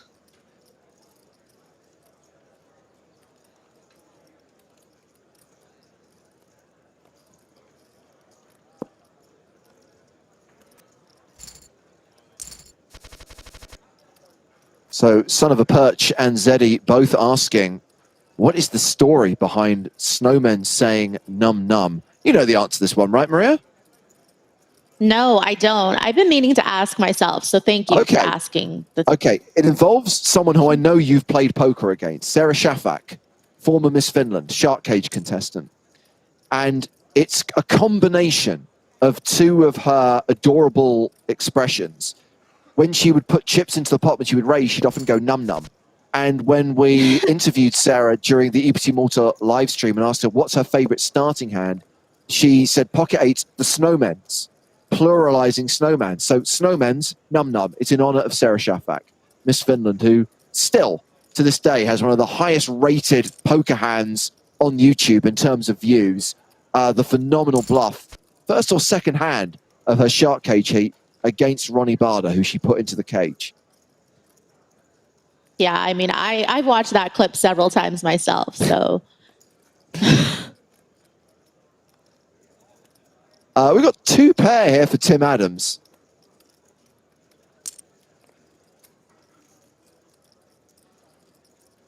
Tim just continuing to be blessed, showing us how it's done.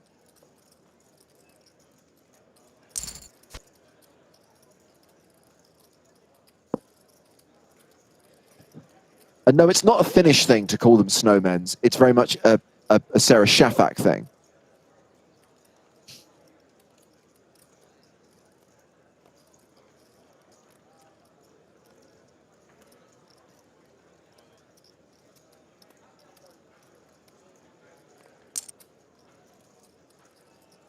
Two pair bet to the river.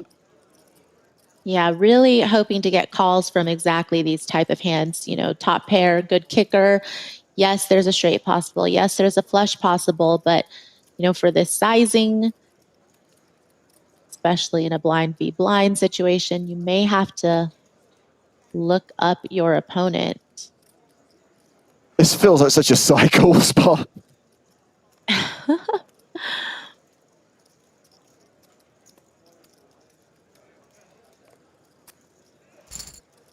Wow. No, gets away from it. Good fold. Tim Adams up to 5.7 million now.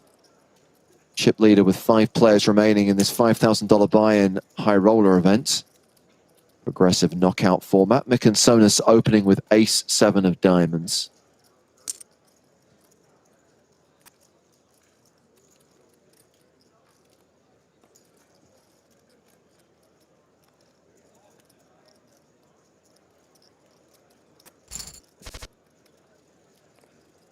And 2 aces, plus a king for Eilers Parsonen.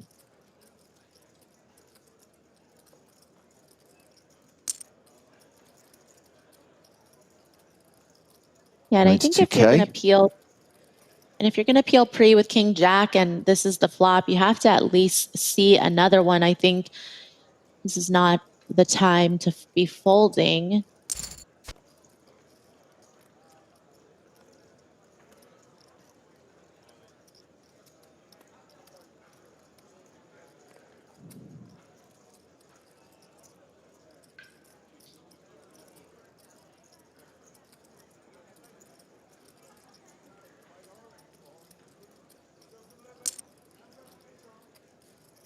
$270K.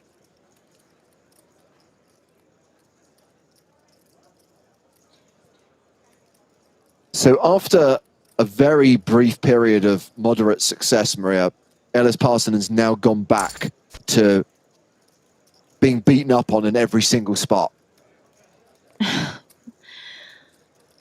Yeah, the lucky thing here is that at least he's up against somebody with less chips than him. So it won't be for his tournament life in this situation.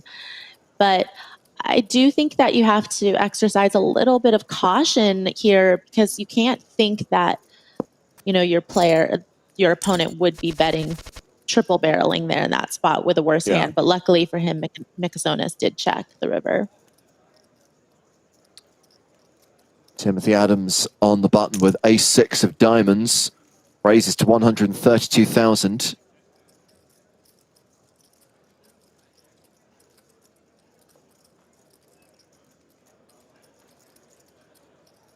$5,500 players remaining in the big blowout, by the way, as they play down to the final 24 tonight.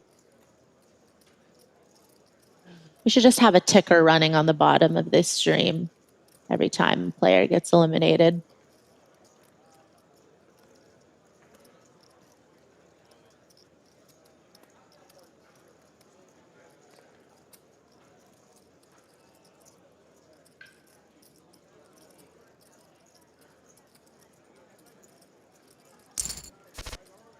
Okay, we go to the flop, which is 9-8-6.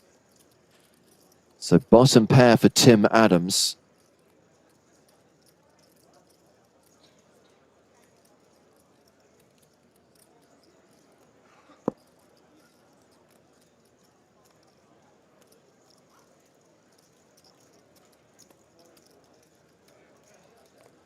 Pads did 3-bet this pre, but not feeling like this is the flop for them to be continuing on against Timothy in position.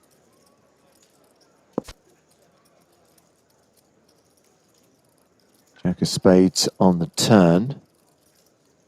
So straight draw now for Patrick Leonard. Tim Adams better than a 2-1 favourite.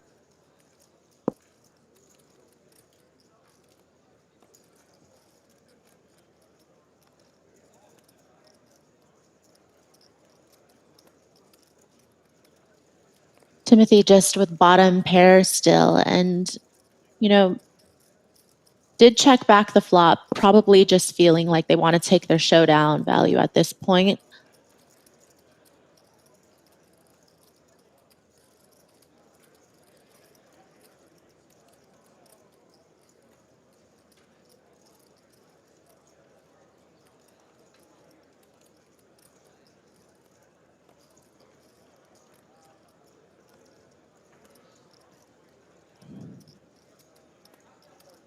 There's some Patrick Leonard fans in the chat wanting him to bet big here and steal this on the river. And he's going to go for it, 433,000. Tim with just a pair of sixes, Maria. I'm not sure he can call this. Yeah, I think this is not a great run out, not just because of the obvious that Timothy doesn't have a spade, but because Pads did 3-bet pre and then check all the streets up until the river. And I think that does leave some openings for him to have, you know, a middle spade there to bet for value for a third pot. So 1.2 million chip pot goes to Patrick Leonard, who's now playing 3.5 million. Second in chips behind Tim Adams, still chip leader with 5.1 million. Start of J chip leader Ellis Parsonen, the shortest stack at this table with 1.5 million. Blinds up in 12 minutes.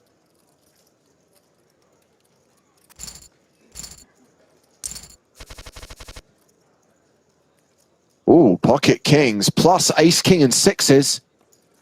Okay. Ace, king opens.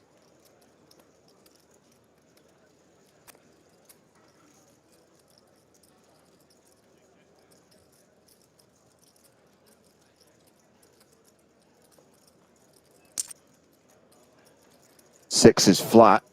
Some nice dead money in there now.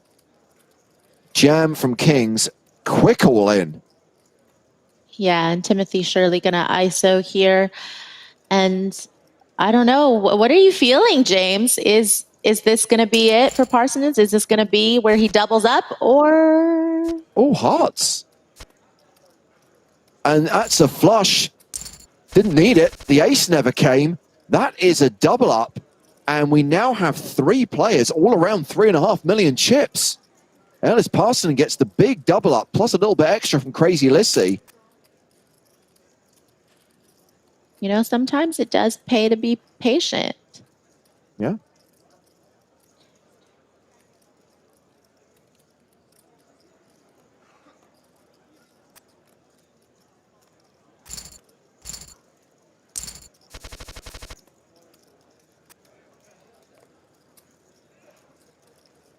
Yeah, I should point out that Crazy Lissy isn't that far behind the three players who have the chip lead right now. Mikansonis is the only short-ish stack, and even then,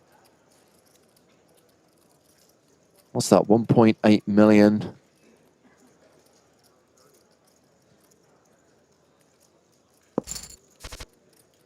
Still 30 bigs near enough.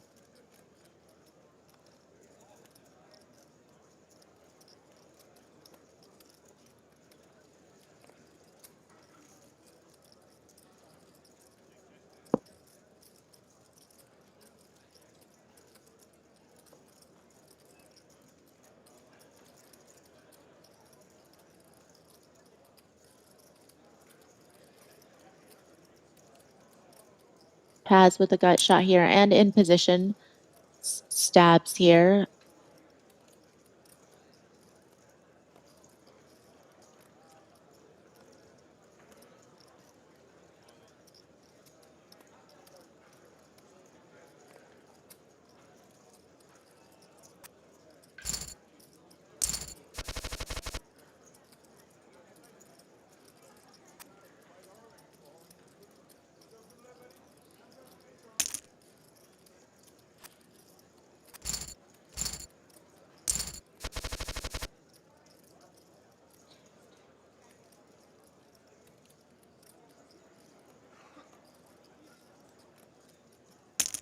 I just want to check my maths wasn't wrong there. 1 point. Yeah. 1.8 million is 30 big. Yeah.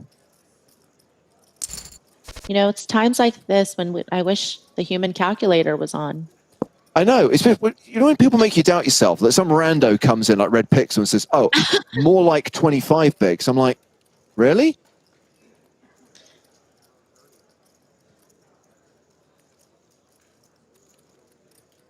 Never make me doubt myself. It's a blessing and a curse to read the chat, James. Fair enough, Red Pixel was reading the blinds at the top of the screen. Yeah, that's what the next level is going to be. That is something we're looking to get changed, by the way. And within this replayer, have the current blind level displayed at the top rather than what the next blind level is going to be.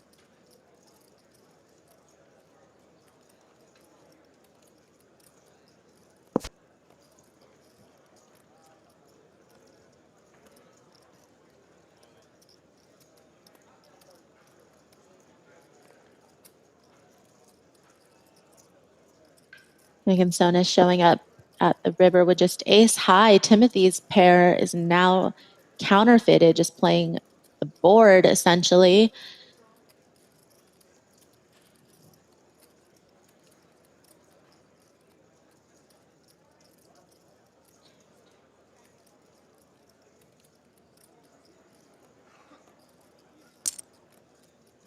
This is an interesting spot though, Maria.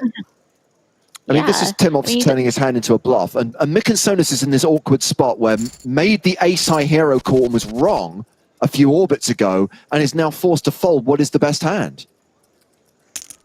Yeah, I think as played, Timothy can represent, you know, quite a few Jack X's there. And also, you will be deterred sometimes at these big final tables. If you make a hero call and you're wrong, you don't want to make that mistake again.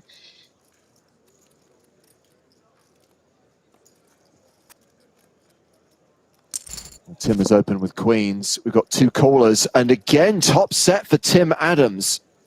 Not much for either of his opponents, though. Guess Crazy Lissy with ace high and backdoor spades, backdoor wheel draw might hang around.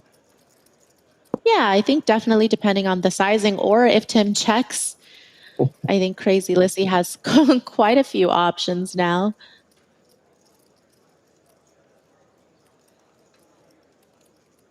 Definitely a really dry board, so I can see why Timothy decided to check it over.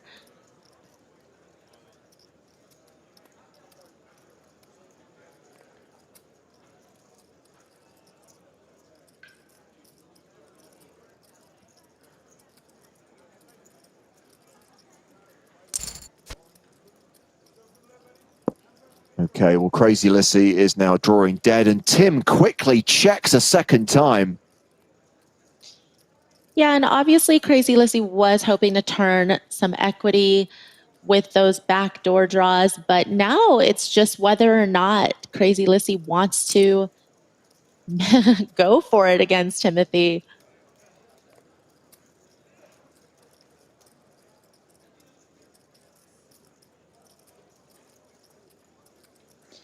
As played, Timothy can obviously have, you know, a hand like jacks or tens or nines, ones that can't really withstand the pressure of more bullets. And maybe that's why Crazy Lissy does decide to continue with that bluff. We'll see about this river, though. Check, check, and top set is good. Tim Adams back up to 4.6 million. Crazy Lissy down to 1.9 million. And we have the Rockets. Patrick Leonard.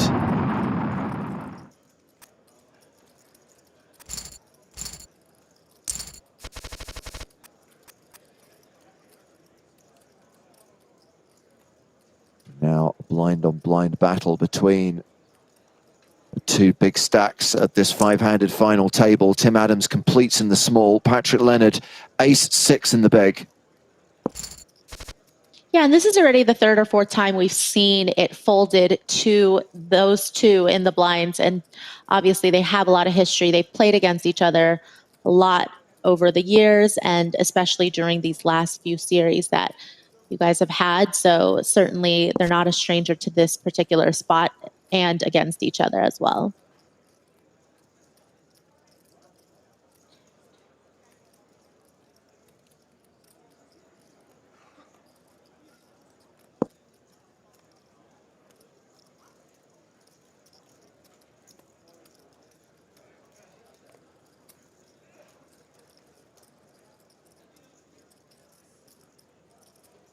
Patrick still with the best hand.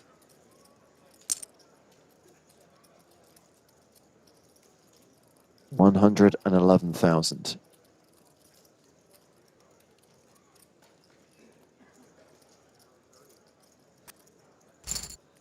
And a fold from Tim Adams.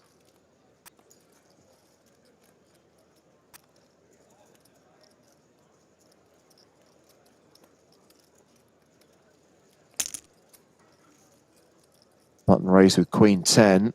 Pads with King 5.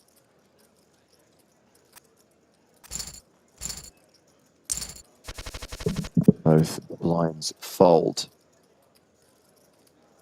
So a few more hands to play before we hit the next break.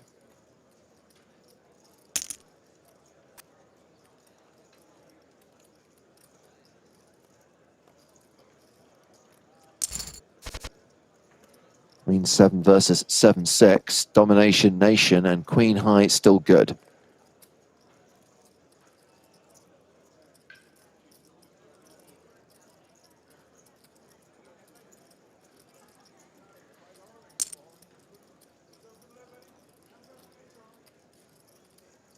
You know, this sizing makes a hand like the one that Mikasonis has kind of tough to continue with. If it were a smaller bet, you're probably pretty happy to peel with the gut shot. And, you know, sometimes you might take a check raise line, but you can't really do that very comfortably with your stack size and that size of bet. But hey, you you get rewarded when you decide to go for it. Domination rotation with the straight on the turn, and 97% equity near enough for Mikasonis.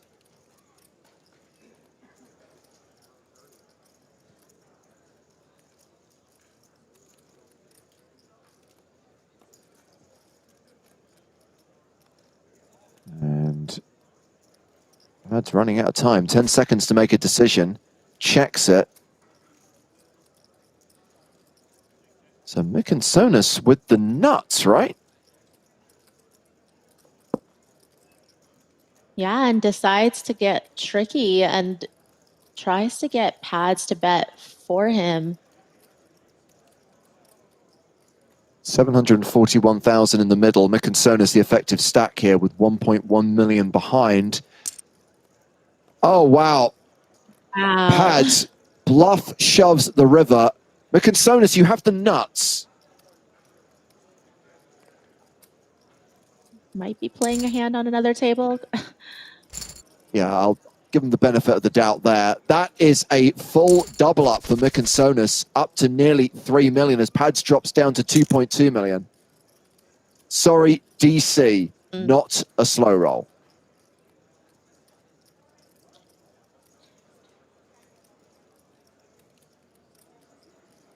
Pads back in action here with 10s.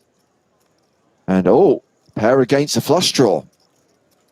Looks like we're going to get another spicy hand.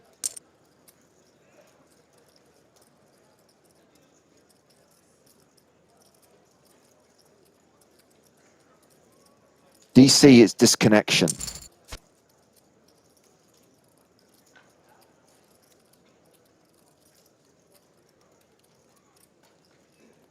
Either that, or as you were saying, Maria, if you're focused on playing a hand at another table. Yeah, I think all these players know each other well enough that there shouldn't be any intentional slow rolling out of, being mean-spirited, but No. we don't have any, Sean Deebs at this final.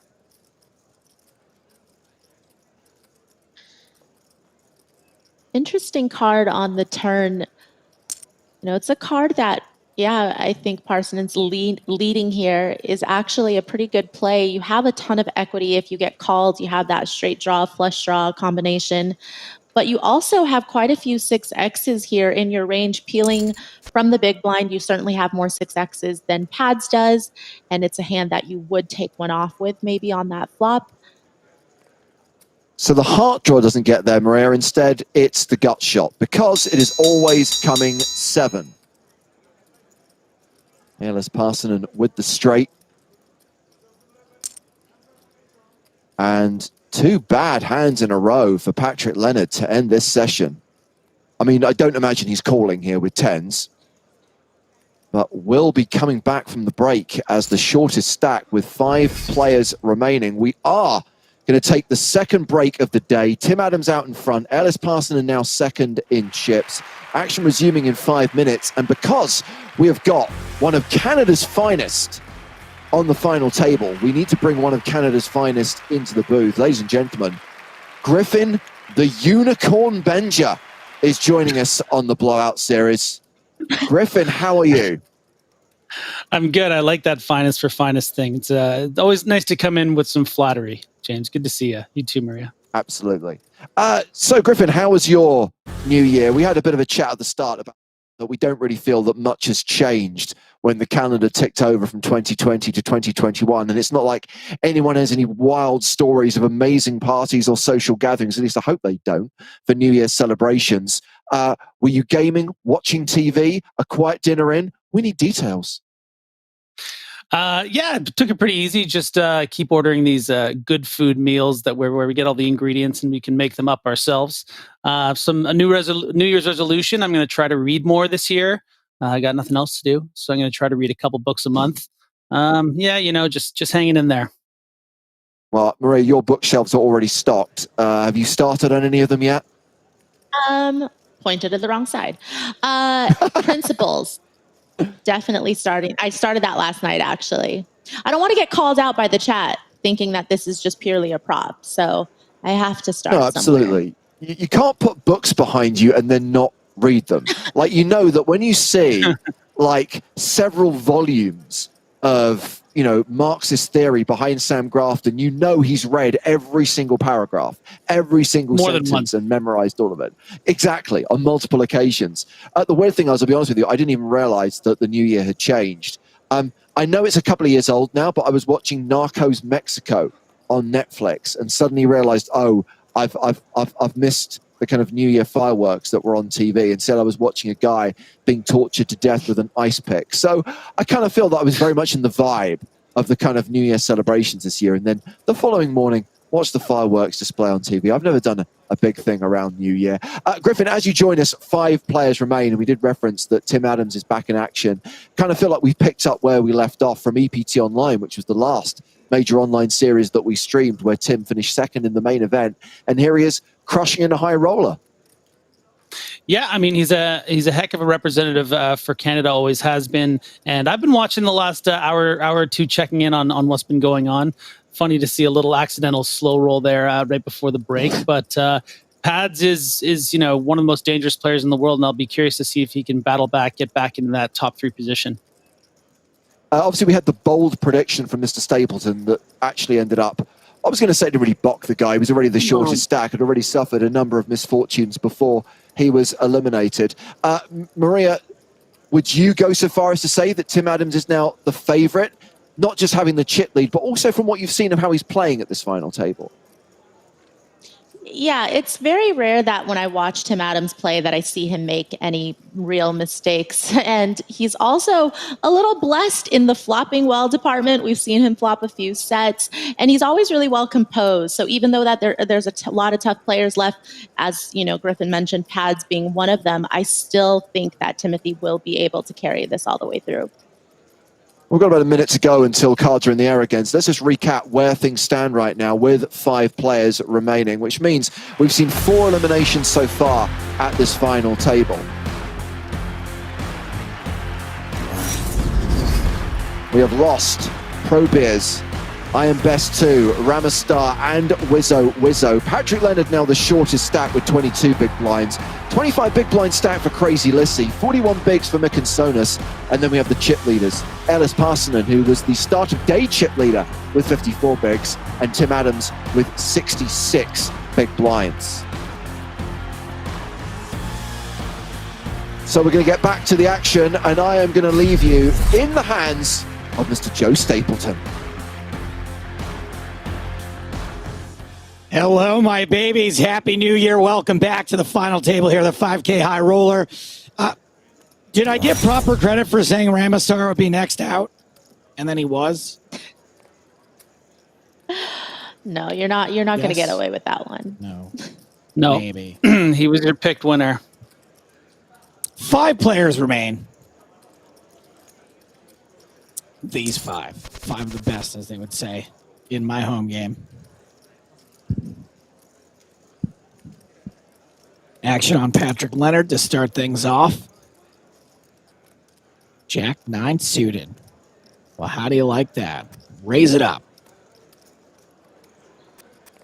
Yeah, and Timothy's position definitely gained a lot of ground here as Pads losing those two pretty significant pots back to back. The big all-in bluff against Meek and Sonus, and then following with the triple E 27 straight on the river. So Pads now, woo, juicy potato. Look at that flop. This flop is a juicy potato, potentially with bacon and sour cream and chives. Spade, spade. There's the continuation bet from Patrick.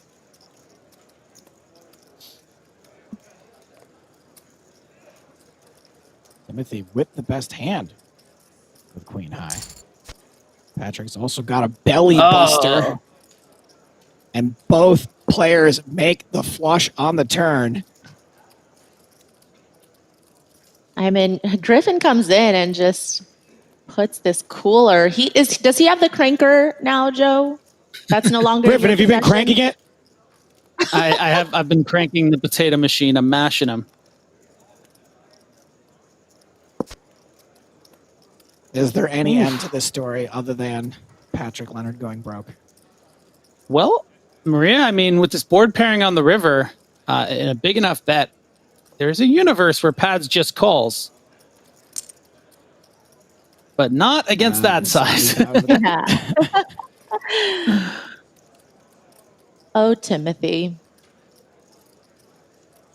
Timothy Adams doing everything he can to make sure that universe is not this universe. Well, the question is, though, would Timothy have designs to, to 3-bet shove this river once he faces? Oh, well, that's effectively all in. There's the raise. Timothy moves all in. Oh, and Pads is sitting there like, oh, you have a better hand. Makes the call, is eliminated. Patrick Leonard done dirty by the turn. Flush over flush. Timothy Adams will be bathing in piles of money either way you slice it. Now down to the final 4. Leonard cashes for just over 30,000.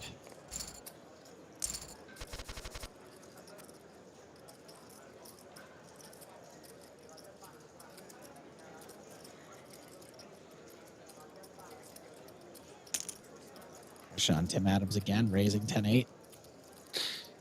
This could prove to be pretty interesting if Lizzie finds themselves shoving in these 25 bigs. Meek and Sonus with the covering stack might decide to go for this with the $10,937 bounty.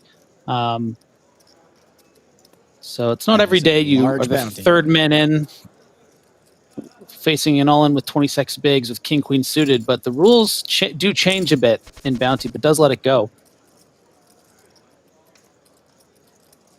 Crazy Lissy on the button, ace four of clubs. That would have been one of those Raise.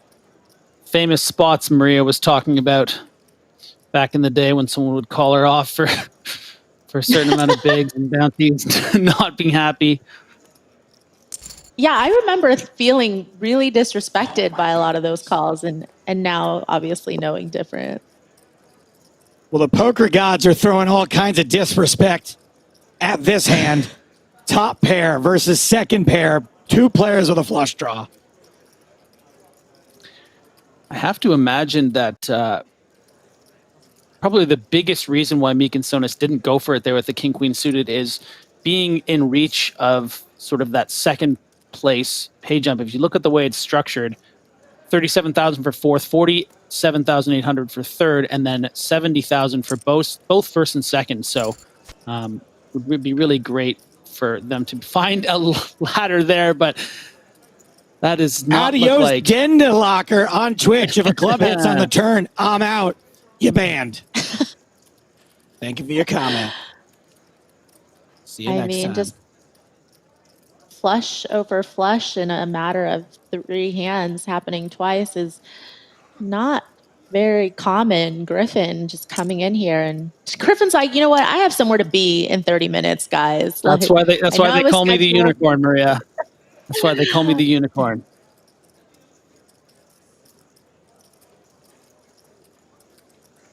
This mythical creature shows up,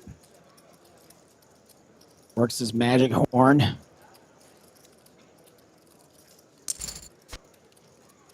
People get hurt. 4 clubs out there now. Still very difficult for Meek and Sonis to find a fold here. Just pot remaining for Crazy Lizzie with the effective nuts, that ace of clubs. Good thing you got the word effective in there for all the nerds. Leave them alone. It's the nuts. Ooh. And actually a bet that Meek and Sonis might just be able to call, and does. Wow. Gets away from it. Much less damage than Ish. could have. Ish, ish, ish.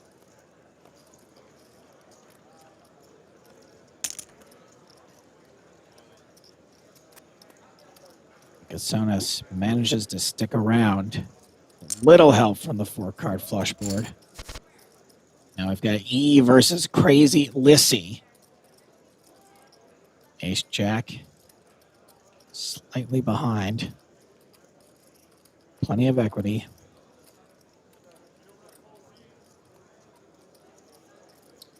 Yeah, and Lizzie not going to be thrilled with this small blind flat range on this particular board texture. A lot of hands like Queen X suited hands, Queen 10, Queen Jack suited, some King Queen, now King Jack off. Ace Jack, one of those hands that hasn't, necessarily improved, but isn't necessarily a hand that's going to fold on the flop anyway. And with that range advantage, Maria, takes it down. parting is such sweet sorrow, but we have to cut you loose. Thank you for being with us today. We'll see you later on in the Blowout Series. I'll see you Thursday for the home game. I'll see you tomorrow, okay, first of all, but I'll also see you Thursday. Yay, Maria's back tomorrow, and so are we. Thank you, Maria. Bye, Maria. Just me and you. Just me and Uncle Griff. Babysitting the lot of you. Four-handed action. Big chip lead here. Timothy Adams. Next player out gets 37,000. 10K prize difference between fourth and third. However, it's all about the bounties at this point, my babies.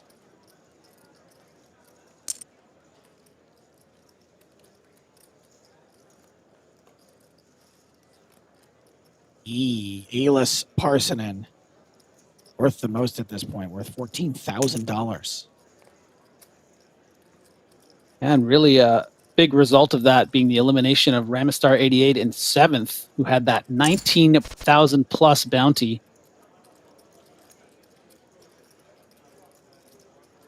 Timothy electing to go with a raising strategy with the ace-3 off. We see a lot of checkbacks with hands like this in blind-on-blind battles, but with that chip lead, knowing can put some pressure on, Timothy did isolate. Going to get, of course, that call from EEE. You say his name for me again, Joey? Elias Parsonen? Elias Parsonen or Elias? It's EELIS. EELIS. Okay. I keep hearing it, and I'm thinking of Elias Pettersson, which is one of the best Swedish hockey players. Oh, well then. Well, Trip 5. kind of a good river, actually, Joe, for Timothy. Going to be a bit easier to find a fold facing a bet. All the 6-4, 6-7 type straight draws could realistically be going for some value on this river. Had the river been, a jack or a 10, but still makes the call with just the 3 in his hand. Timothy actually switching roles there with Elias. Giving up the chip lead. Still neck and neck between the two of them. Just a couple of big blinds between them. Bit surprised to see that quick call from Timothy, but maybe just wanted to keep his opponent in line going forward. No trips this time, but Jack High is still the best hand.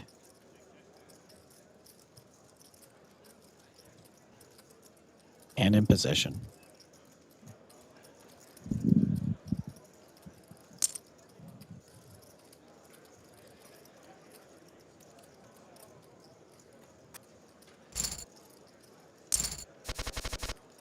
Couple more chips for E. See, I can do that. Just can't express emotion. King Queen for Tim Adams. Makes the call after this. Quite interested to see how Lizzie reacts to this raise and call. We've seen Lizzie call from the small blind a couple times, but this is a particular spot where Timothy shouldn't be flatting super strong necessarily, so it could serve as a decent squeeze spot. Of course, Elias opening pretty wide, running out of time bank, and actually just finds a fold. So, glorious flop for King Queen, top pair. Yeah, and Crazy Lissy would have been in big trouble had he squeezed this pre-flop and Timothy elected to continue, which would have been likely. He's missed entirely. Two pair on the turn for Tim. A third pair, even, if you will. Yeah, cheeky little check back from Timothy. I've watched much of this final table, at least as of sort of the final 7, and I find that Timothy always seems to be checking in the right spots and betting the right kind of amounts to get action from his opponents when he's loaded. Really, really fun to watch. And again here, finding this check back, trying to get Elias to nibble at some point. Now, going to have to try to get some value from maybe something like a turned queen, but of course blocking that with king queen. Going to expect to get a lot of folds. And Tim Adams is back, baby. And he's no longer back. On top.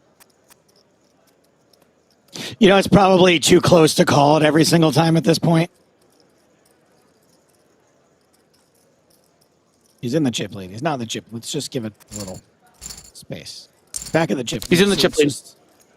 Yeah.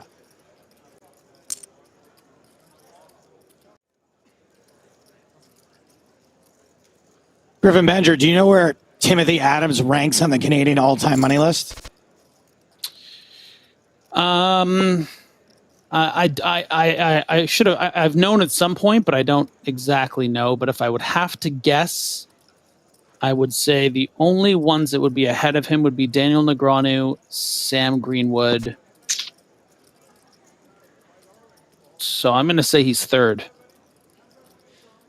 Timothy Adams is the number 1 non-Daniel Negreanu on the all-time Canadian money list. How close is Sam Greenwood to him? You're very close. Okay. I'll take your word for it.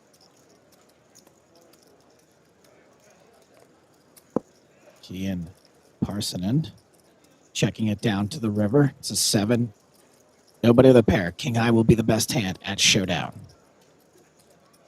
Yeah, not the most delicious river card to go for a bluff. You're really representing, I mean, you could value bet a 3 here, given that the action's been checked down. So nearing the bottom of his range, elects to go for the bluff here with 9 high, trying to target those hands like 10 high, jack high.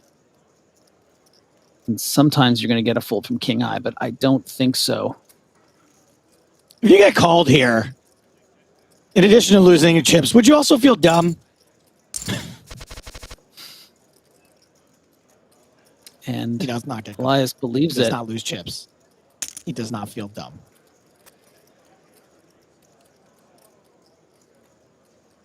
So Sam Greenwood is a very close third. Griffin. Tim Adams trails Daniel by like 17 million. Sam Greenwood trails Timothy by like 2 million. And what number It's a am straight I? for Crazy Lizzie. What's that? That is a straight. And now mid pair for Elias, so going to be tough for him to fold the turn here based on the sizing. I think I'm like top 25 Canada. That's pretty good. And that's a pretty good river for Elias, who was drawing dead on the turn. But that's a particular card where, let's see, probably not going to be thrilled about betting. An outside chance, Mr. 27 goes for a bluff here, turning this 7 into a bluff. Not a lot of hands you're beating at this stage.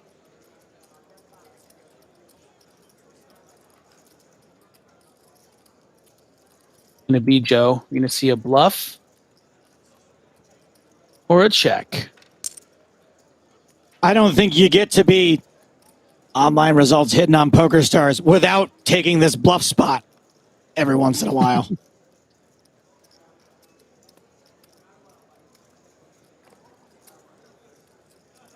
I think it works. It does work. It What a does. play. Triple E back on top. Over 5.5 million.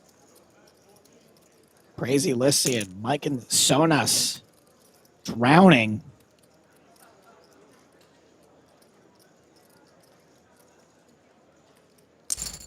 You know, one thing I've noticed about watching these 5K tournaments, Joe, is that sometimes we'll be watching a pot develop and we see one player with a complete lock on the hand, and then the texture of the board completely changes by the river, and then that person that didn't have a hope in hell to win the hand finds a way with a really well calculated bet. And I think those are the things that, you know, moments like that where I realize that these are the sort of things that separate them from other players. The old BCRC. The board changing river card.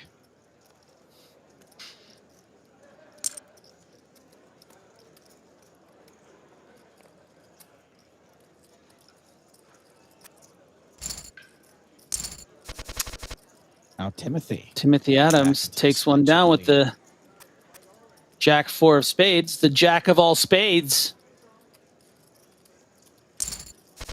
This is kind of like in the Royal Rumble when there's 4 wrestlers left, but you know it's going to come down to Hulk Hogan and the Ultimate Warrior.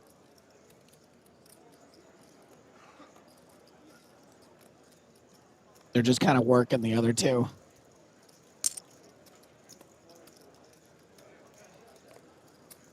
God, your metaphors are good. That's why he's the best. Triple E 27 right here. What do you think of this? A little big, slick energy in the small blind. Nice, I like that.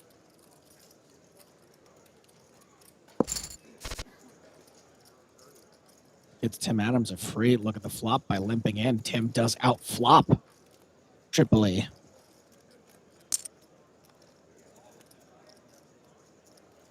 this is how this plays out for me pretty much every time, too. Okay, now I bet. Yeah, it's a bit of sort of protection as well as, betting with your draw as he now improves to a pair of aces on the turn. You don't want to be just checking this board blind on blind when Timothy checks back when they have something like, 8-6 off that could check back and turn a 6. So that's why we see that strong bet. Knows he's going to get called by hands like Jack and 7X, but has the range advantage, willing to continue on a lot of turn cards that aren't the ace. Another call from Timothy, and I'm starting to get the impression, Joe, that Timothy Adams doesn't really believe what Triple E 27 is selling. We saw the quick call on the 5-5-3 Jack 6 earlier for a very big bet of this size. Has he learned his lesson? Chunky bet, 3/4 pot. You have to imagine if that is an intentional sizing from Elias to make it the same sort of size he was earlier when he had it as well. Would he really bet the exact same amount having it both times? But Timothy wises to it.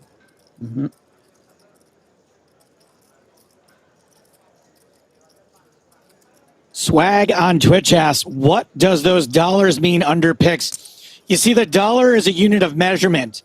It's a currency used by the United States of America. It's something, it's used for buying things. Thank you for your question.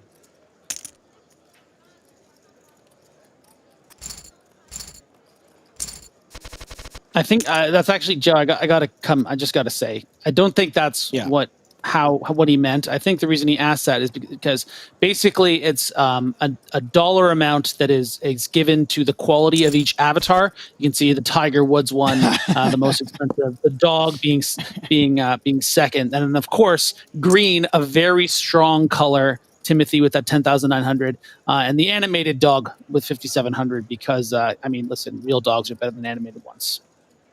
Nice, and there you have it. Again. Thank you for your question. King on the turn. Top pair for E. Flush draw for Mykinsonas.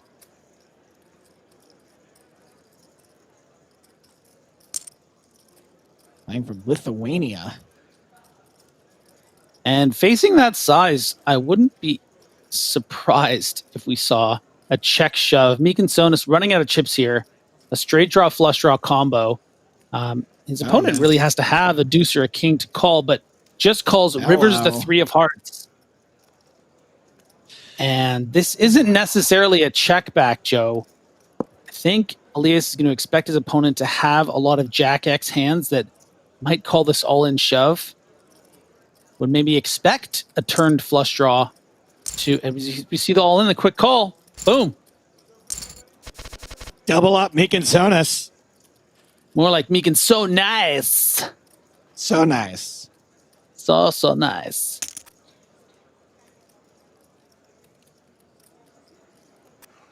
Mykinsonas has a 3rd in a SCOOP High event, a 3rd in a WCOOP medium event.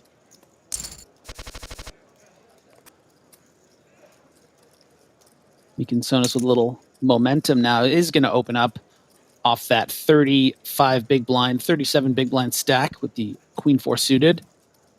Elias thinking about some revenge with the Ace 3, but Timothy has the Big Daddy, the Joes and James and the big. Pocket hacks.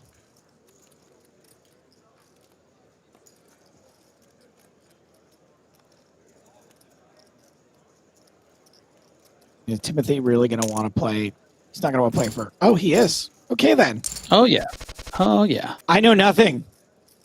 I am Jon Snow.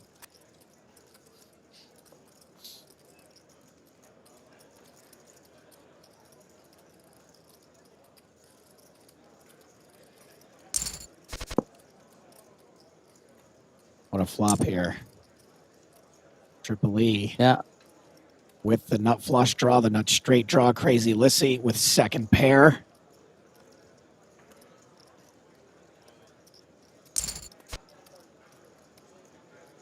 And there is the nuts on the turn for Alis.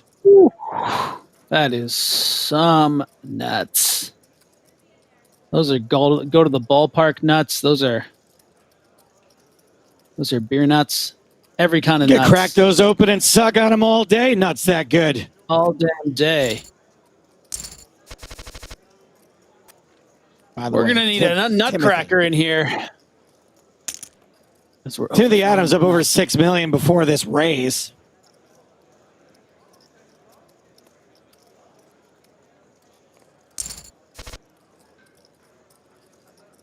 Acey Deucey. Timmy Sevens holding. Despite this being a pretty yucky board. We have seen little baby bets on boards like this with underpairs from Timothy in the past. Earlier on this FT, we saw him continue on the Queen Jack 8 with pocket fours. We see he does it again, always wants to have the lead. And takes her down. Gets a fold up to 6.2 million. A 7 now for Timothy.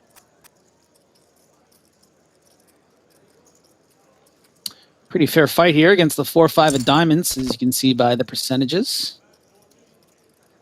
And the fair fight now slightly more weighted toward Timothy with his ace high. Again, not a very good board for Timothy, but again, the strategy of betting about 25% continues, and again, it's going to work. Extending that lead.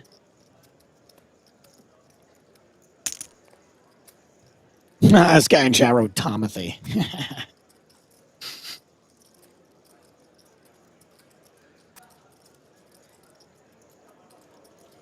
Crazy Lissy opening King 6 suited. The kicks.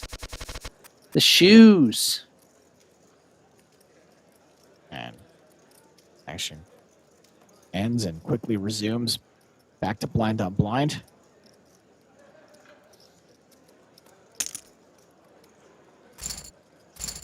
Tim going with a slightly larger raise size there, small to big. Gets the full pocket kings now for Tim. Ace Jack for Crazy Lissy. Yeah, big trouble here for the crazy one. It would be absolutely crazy. Kissy, Crazy Lissy, goodbye. If these kings hold. Decent flop for Lissy. Bad turn. Lissy had outs, didn't connect with any of them. There goes Crazy Lissy. Out in fourth for $56,379. That bounty getting shipped to Tim Adams, who is now the biggest bounty left in this tournament.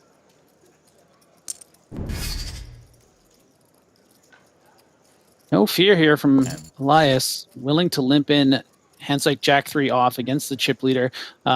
We talked a little bit about it earlier, Joe, the kind of pressure that could be put on with 3 left with that massive pay jump between second and third, but Timothy with a hand like 6-9 off, electing just to check back.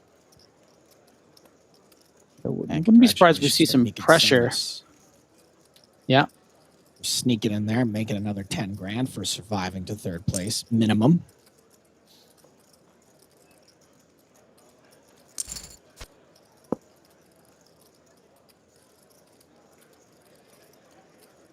And Yahtzee for Timothy Adams on the turn here. Based off what Elias has. Curious to see if we see a check back from Timothy or maybe one of those patented small bets. And it is, again, the 25% bet. If something's working for you in poker, are you supposed to keep doing it till it doesn't work, especially if it's low risk like that? Yeah, I mean, I think just in general, Timothy has an overarching kind of strategy, what kind of hands he wants to continue on a lot of boards. And based off what we're seeing, maybe especially with having this many chips to work with, willing to stab a lot of different boards.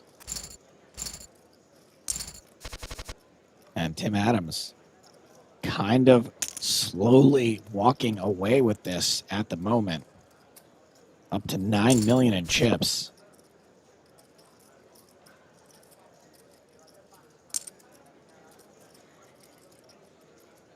It's like there's only about 15 million in play. Timothy Oh, taking look at some calls. A-list. What a flop trips. You think he's mad? Think he's mad he folded that 6? No, I He's don't mad think about he is. that? He's Oh, never going to be in the 60s. hand, Joe. He's mad. Joe. I don't know. He's probably real mad about that. Straighten up, Joe. You know where your cam is. Straighten up and fly right. Of course I know where Yeah. my camera is. I'm looking at myself constantly. I can barely see the poker.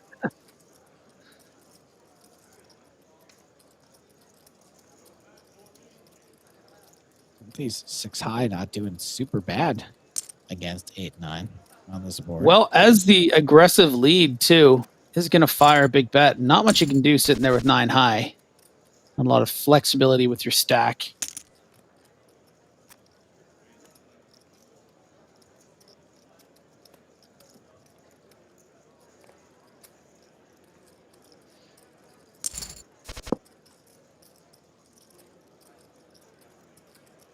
What do you say, Joe? 104,000? 106,000. Ah. Boop, boop, This is wrong. Still, it's the best hand.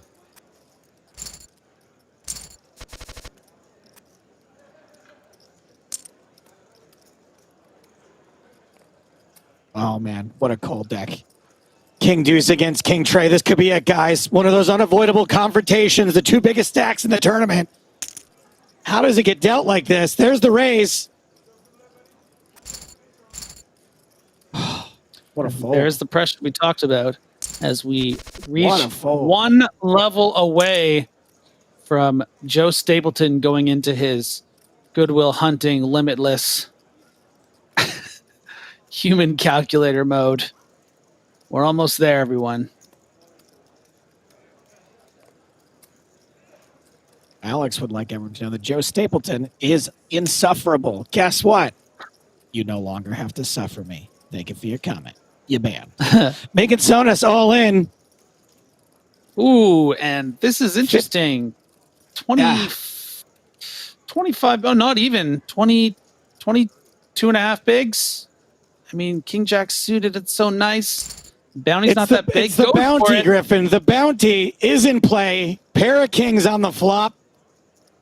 No help on the river for Meekin Sonas, who is eliminated. Third place. $56,863. And we are now heads up. Good luck, says Alis. Oh, and look, they're buddies. You can tell because they talk in capital letters. Yeah.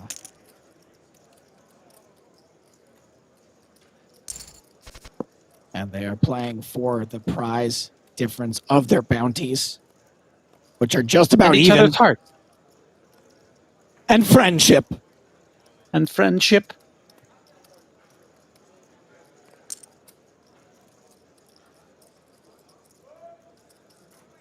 What do we got for stack depth here, Griffin? Deep, shallow. Pretty deep, man. Pretty deep. EEE has about, so it'd be 50 plus, about 60 something bigs to Timothy's 100 and, 100 and almost 20. Oof. With dip. With dip. Thank you, gang. Let me know that Tim Adams, what he said there was congratulations and finish. Alis Parsonen is finish. Timothy Adams is fake finish.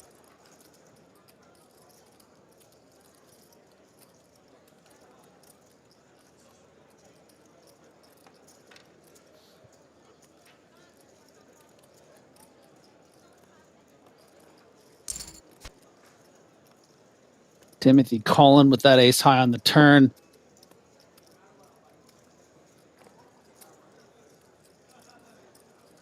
You want to get brave? Bet again, I dare you. Do you feel lucky? I mean, what's the point of getting brave in this spot for 2 of Tim Adams' 120 big blinds?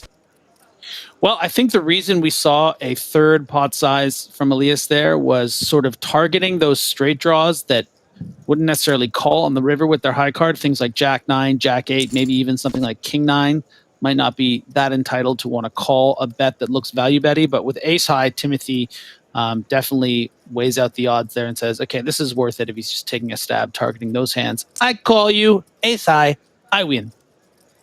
And now this is an action flop, Joe. Mm-hmm. It is indeed. The 5 on the turn gives Tim Adams a pair to go with his left and right straight draw. Oh, he's got a lefty-righty, or he had one. He can make it straight to the left. He can make it straight to the right. Misses everything, though. Top pair good for Alis.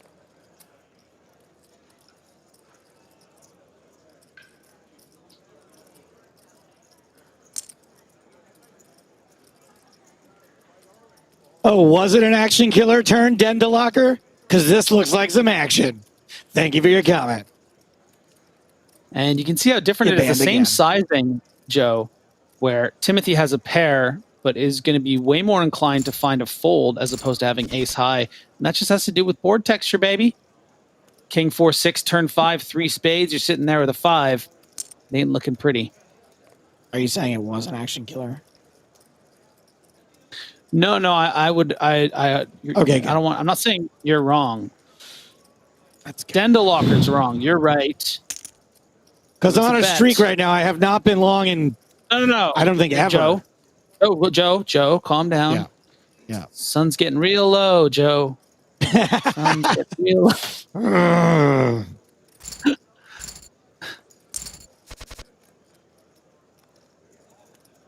Ace 9 for Tim Adams. First to act. In position. Top pair.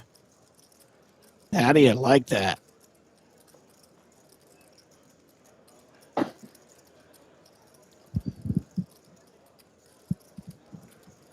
%, not where you want to be, Bob. The 2-to-1 chip deficit.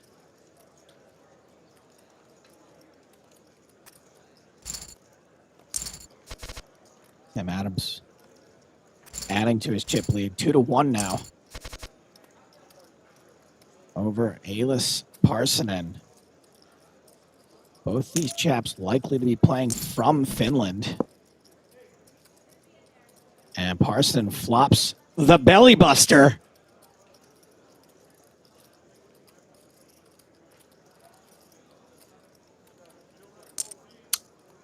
And still that 25% bet from Timothy, staying balanced to get against these very talented players. Nope, nothing. Not even a club draw on the 7 of clubs turn.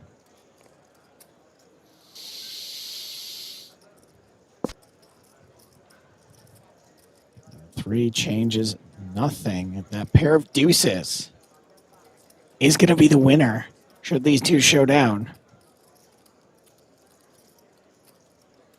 Some misdraws here on this flop that Timothy will be considering facing a big bet, but one that is over pot. It's going to get a quick fold. If you want it that badly, take it.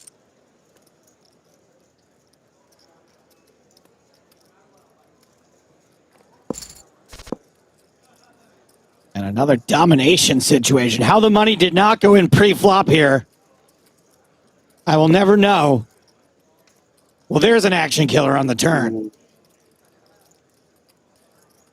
Sorry, I'm just repeating something I heard someone else say. I don't think it's an action killer. Yeah, club draw now for Timothy.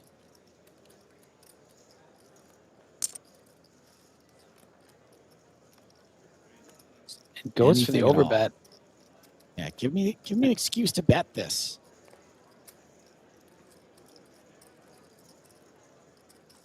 How about a 4th club?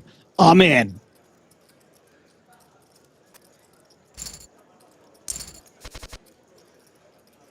Oh, okay. Well, I said this could go on for some time. These two are awfully deep. We've joked about setup hands, but this is one.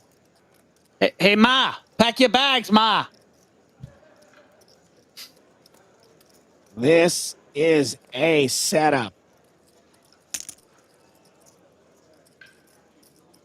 And we know statistically Tim Adams is supposed to win this. And probably the entire thing. 5K, progressive knockout, high roller here in the blowout series. Man, the setup continues. Top set for Timmy. Nut flush draw. Somehow there wasn't more bloodshed pre-flop, but the flop is going to make sure that every last drop is spilled. Yeah, Tim obviously would have been happy to get in Queen's pre-flop, but this being the first 3-bet of the heads-up battle, did not want to lose his customer, expected them to have some bluffs sometimes. We know that, of course, Elias had a super strong heads-up hand, might have been willing to go with it pre-flop, but now on this flop, still a lot of chips in play, though, Joe. This isn't necessarily going to all find its way in. No, it doesn't have to.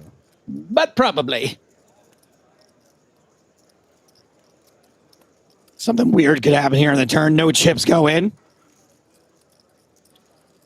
I don't know if that's possible because probably even if he actually could have checked back. You're right, Joe. God, you're good. God, you're not a lot of times, but it was, like I said, it would be very weird, but it could happen. some of the time. But the question is, if the river isn't a spade or an ace, does EE really want to bluff shove this river when it looks like Timothy probably has a queen at this stage? We, of course, know Tim's holding 2 of them. This is the second time, actually, Joe, we've seen Timothy trapping with top of his range with pocket queens. Earlier, flop top set got Crazy Lissy to fire 2 bullets on a queen brick board. Pretty similar. And there it is. There's the all-in. There's the snap call. It is over. Elias Parsonen from Finland succumbing to Timothy Adams. Usually crushing the high rollers in the real world, but he's doing it online too. The 5K PKO of the Blowout Series. Take it down, Tim Adams. Final score for Tim, $167,591. Elias Parsonen still makes better than a 6-figure score, and things drop from there. Just over 50,000 for Megan Sonis and Crazy Lissy. Another big drop. Patrick Leonard went out in 5th. Shemi and Patron, Ibinger and Namath, all big scores, but nobody other than the top 2 taking home more than 6 figures. Welcome back, James. Thank you, Joe, and a huge result for Tim Adams, not just the W, but also 167K. I think at the start, we were predicting first prize would probably be in the 150K range. To exceed that is extraordinary. And again, Tim Adams proving his worth, proving his talent, proving his class. And a fast final table, Griffin. You guys were just saying that this could go on a while. They were quite deep stacked heads up, and even with the bounty element, there was no reason why this would get pushed to a fast finish, but that hand was a setup, and I guess you can't fault Elias Parsonen for attempting that river bluff. Yeah, not at all. I mean, sometimes just with the card distribution, we're going to see a lot more coolers. We saw some flushes over flushes. We saw, nut straights all over the place. We saw pads flush over flush. So there was a lot of really big hands that went down. But at the end of the day, Timothy Adams did separate himself from the field the way he played. It seemed like every time going for value would get 2 people in with a small bet, trapped a couple times with top set. I mean, he just played brilliantly and really deserved the win. Absolutely.